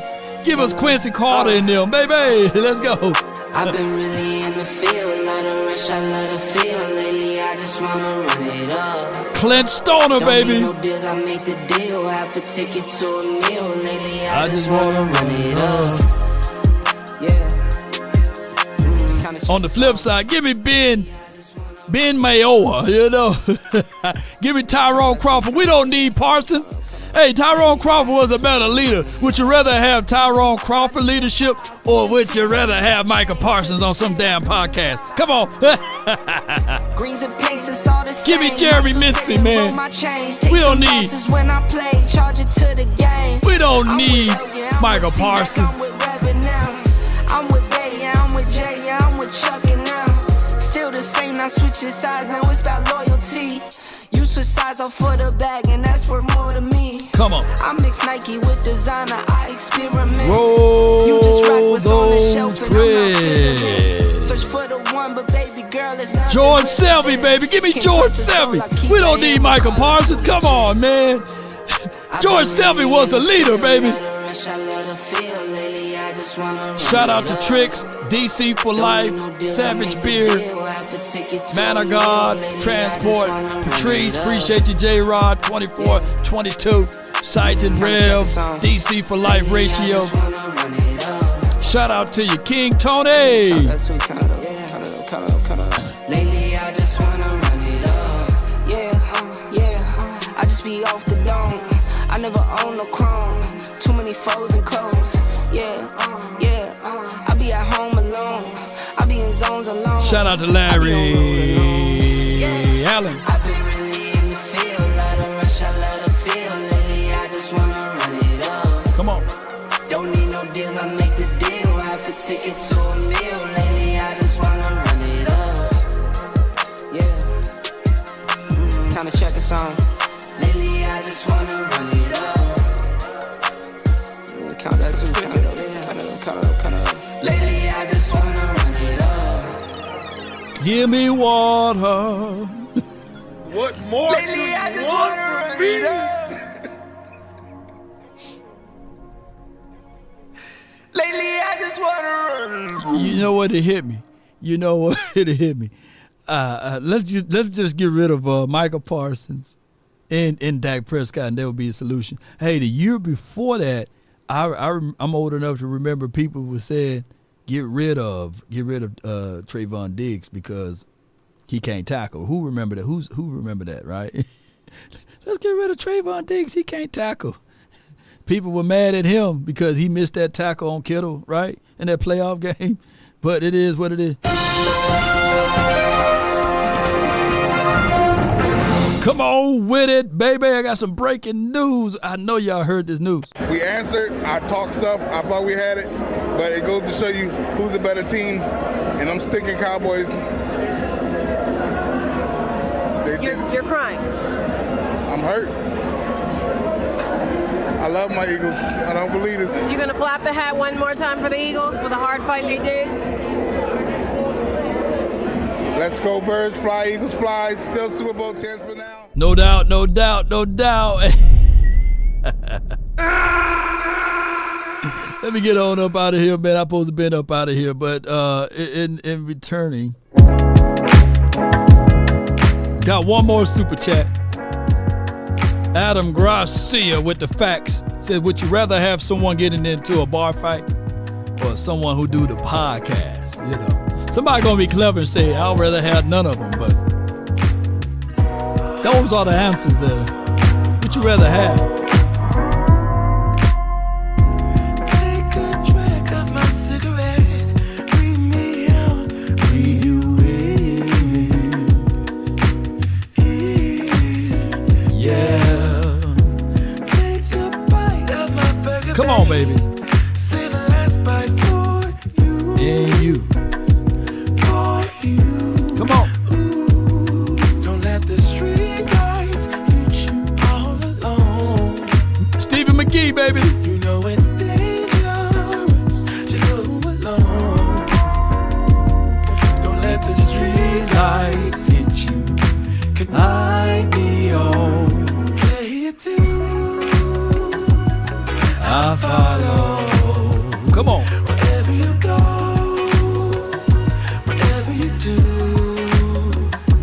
play it too.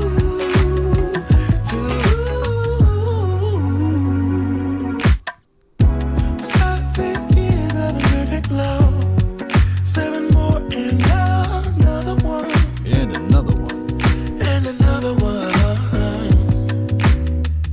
Listen to the soft souls of hits and oldies.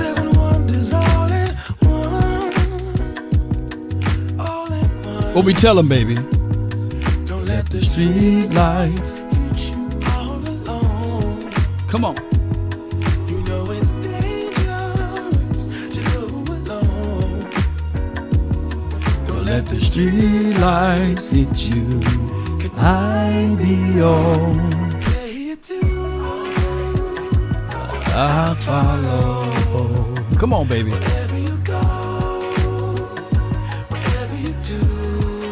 In honor of my guy Jay Tuck. Let's get it, baby.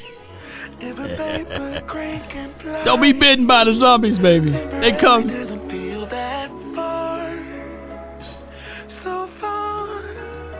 So far, if a paper crane can fly, then forever doesn't feel that far. So far, so far. If a paper crane can fly, fly on, fly on, fly on, fly on, fly on. Let's go with it, man. All right, let's get on up out of here, man. One love, man. See, when you invest in something and you hustle and you work for something, you got a different type of attachment to it. You're going to have a cold day in hell for somebody to try to take this from you. We live by this, we die by this. We don't surrender, we don't retreat. Every man must search his own soul. I listen to that quote every morning. I want to get mine out the mud. I want mine out the dirt. I don't want no handouts. I don't want no celebrity to co-sign me and somebody to see me in the street and say, I remember when such and such put you on. No. It may sound harsh, but I'm going to beat myself up so the world can't beat me up. Because The world is a cruel place. It can be a beautiful place if you allow it to be. And once your perspective changes, that's when miracles happen. What else I gotta conquer so I can get to the next level? What else? There's always gonna be giants at the gate. If it ain't rough, it ain't us. Let's go. Wow. So it ain't like, why me? It's like, why not me? Let's do it. The flowers don't chase the bees. The flowers just, God sees in you. No, I gave you everything I had. I gave you everything I had. Until next time, Cowboy Nation, we about, baby. Don't get bitten by the zombies. Stay true. Let's go. DC for life. We about, baby. And remember, one more time. We answered. I talked stuff. I thought we had it. But it goes to show you who's the better team. And I'm sticking Cowboys. You're crying. I'm hurt. I love my Eagles. I don't believe it. You gonna flap the hat one more time for the Eagles for the hard fight they did? Let's go Birds fly, Eagles fly. Still Super Bowl chance for them. Somebody help Bernie. Bernie, somebody help him out. He's been bitten, baby. Bernie!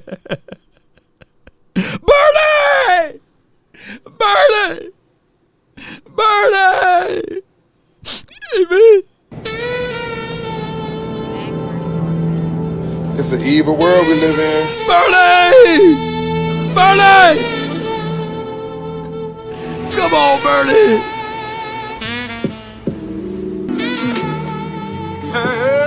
You my dog, Bernie. I got the antidote over here, man. Ain't nobody calling me, texting me. What we tell him, baby? Paging me, asking me, are you still involved? Calling me, texting me, paging me, asking me, am I still involved? Get it, Bernie. Look at Bernie right there, my guy. I'm still involved. I'm still involved. All right, so let's coin this right. We gonna call it the Dak Parsons virus. What? Come up with a good name with the virus. We gonna call it. When you get bitten by the Dak virus. Dak Parsons strand. Come on. I'm still the boys though, baby. Call and check on it. I'm still them boys. Come on, Guai. Them boys. I'm still them boys. Now y'all don't want to call and check on the pastor. I'm still them boys. Huh. Yeah, I'm still them boys. Until next time, Cowboy Nation. one more time. All right, man. Let's get on up out of here, man. Let's get the zombies up off of here, man. I'm gonna come up with a whole spread, man, with the virus or what have you. Yeah, let's get up out of here, man. One love, baby. Shout out to y'all, man. Peace. I'm out for real this time. Salute.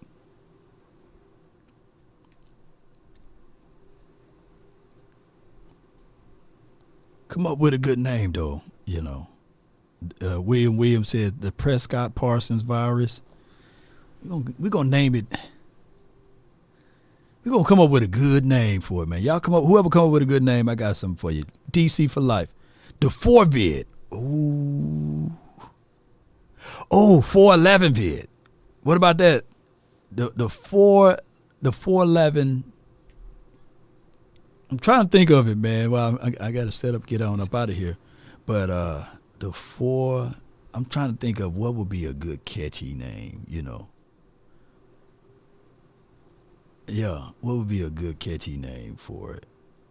Yeah, got to be a good catchy name though. And the 411 virus, that right there go hard. The 411 pandemic. Yeah. You've been bitten by the 411, you know. And this is us trying to defend. Look at me, man. That's me by myself trying to take on Williams, Bernie, you know. My guy Tony and them, you know, I'm trying to fight them off, man. Shout out to J Tuck. The 411 Pox. Okay. Yeah. Let's go, man. One love, man. Appreciate y'all. Salute. Don't y'all get bitten now.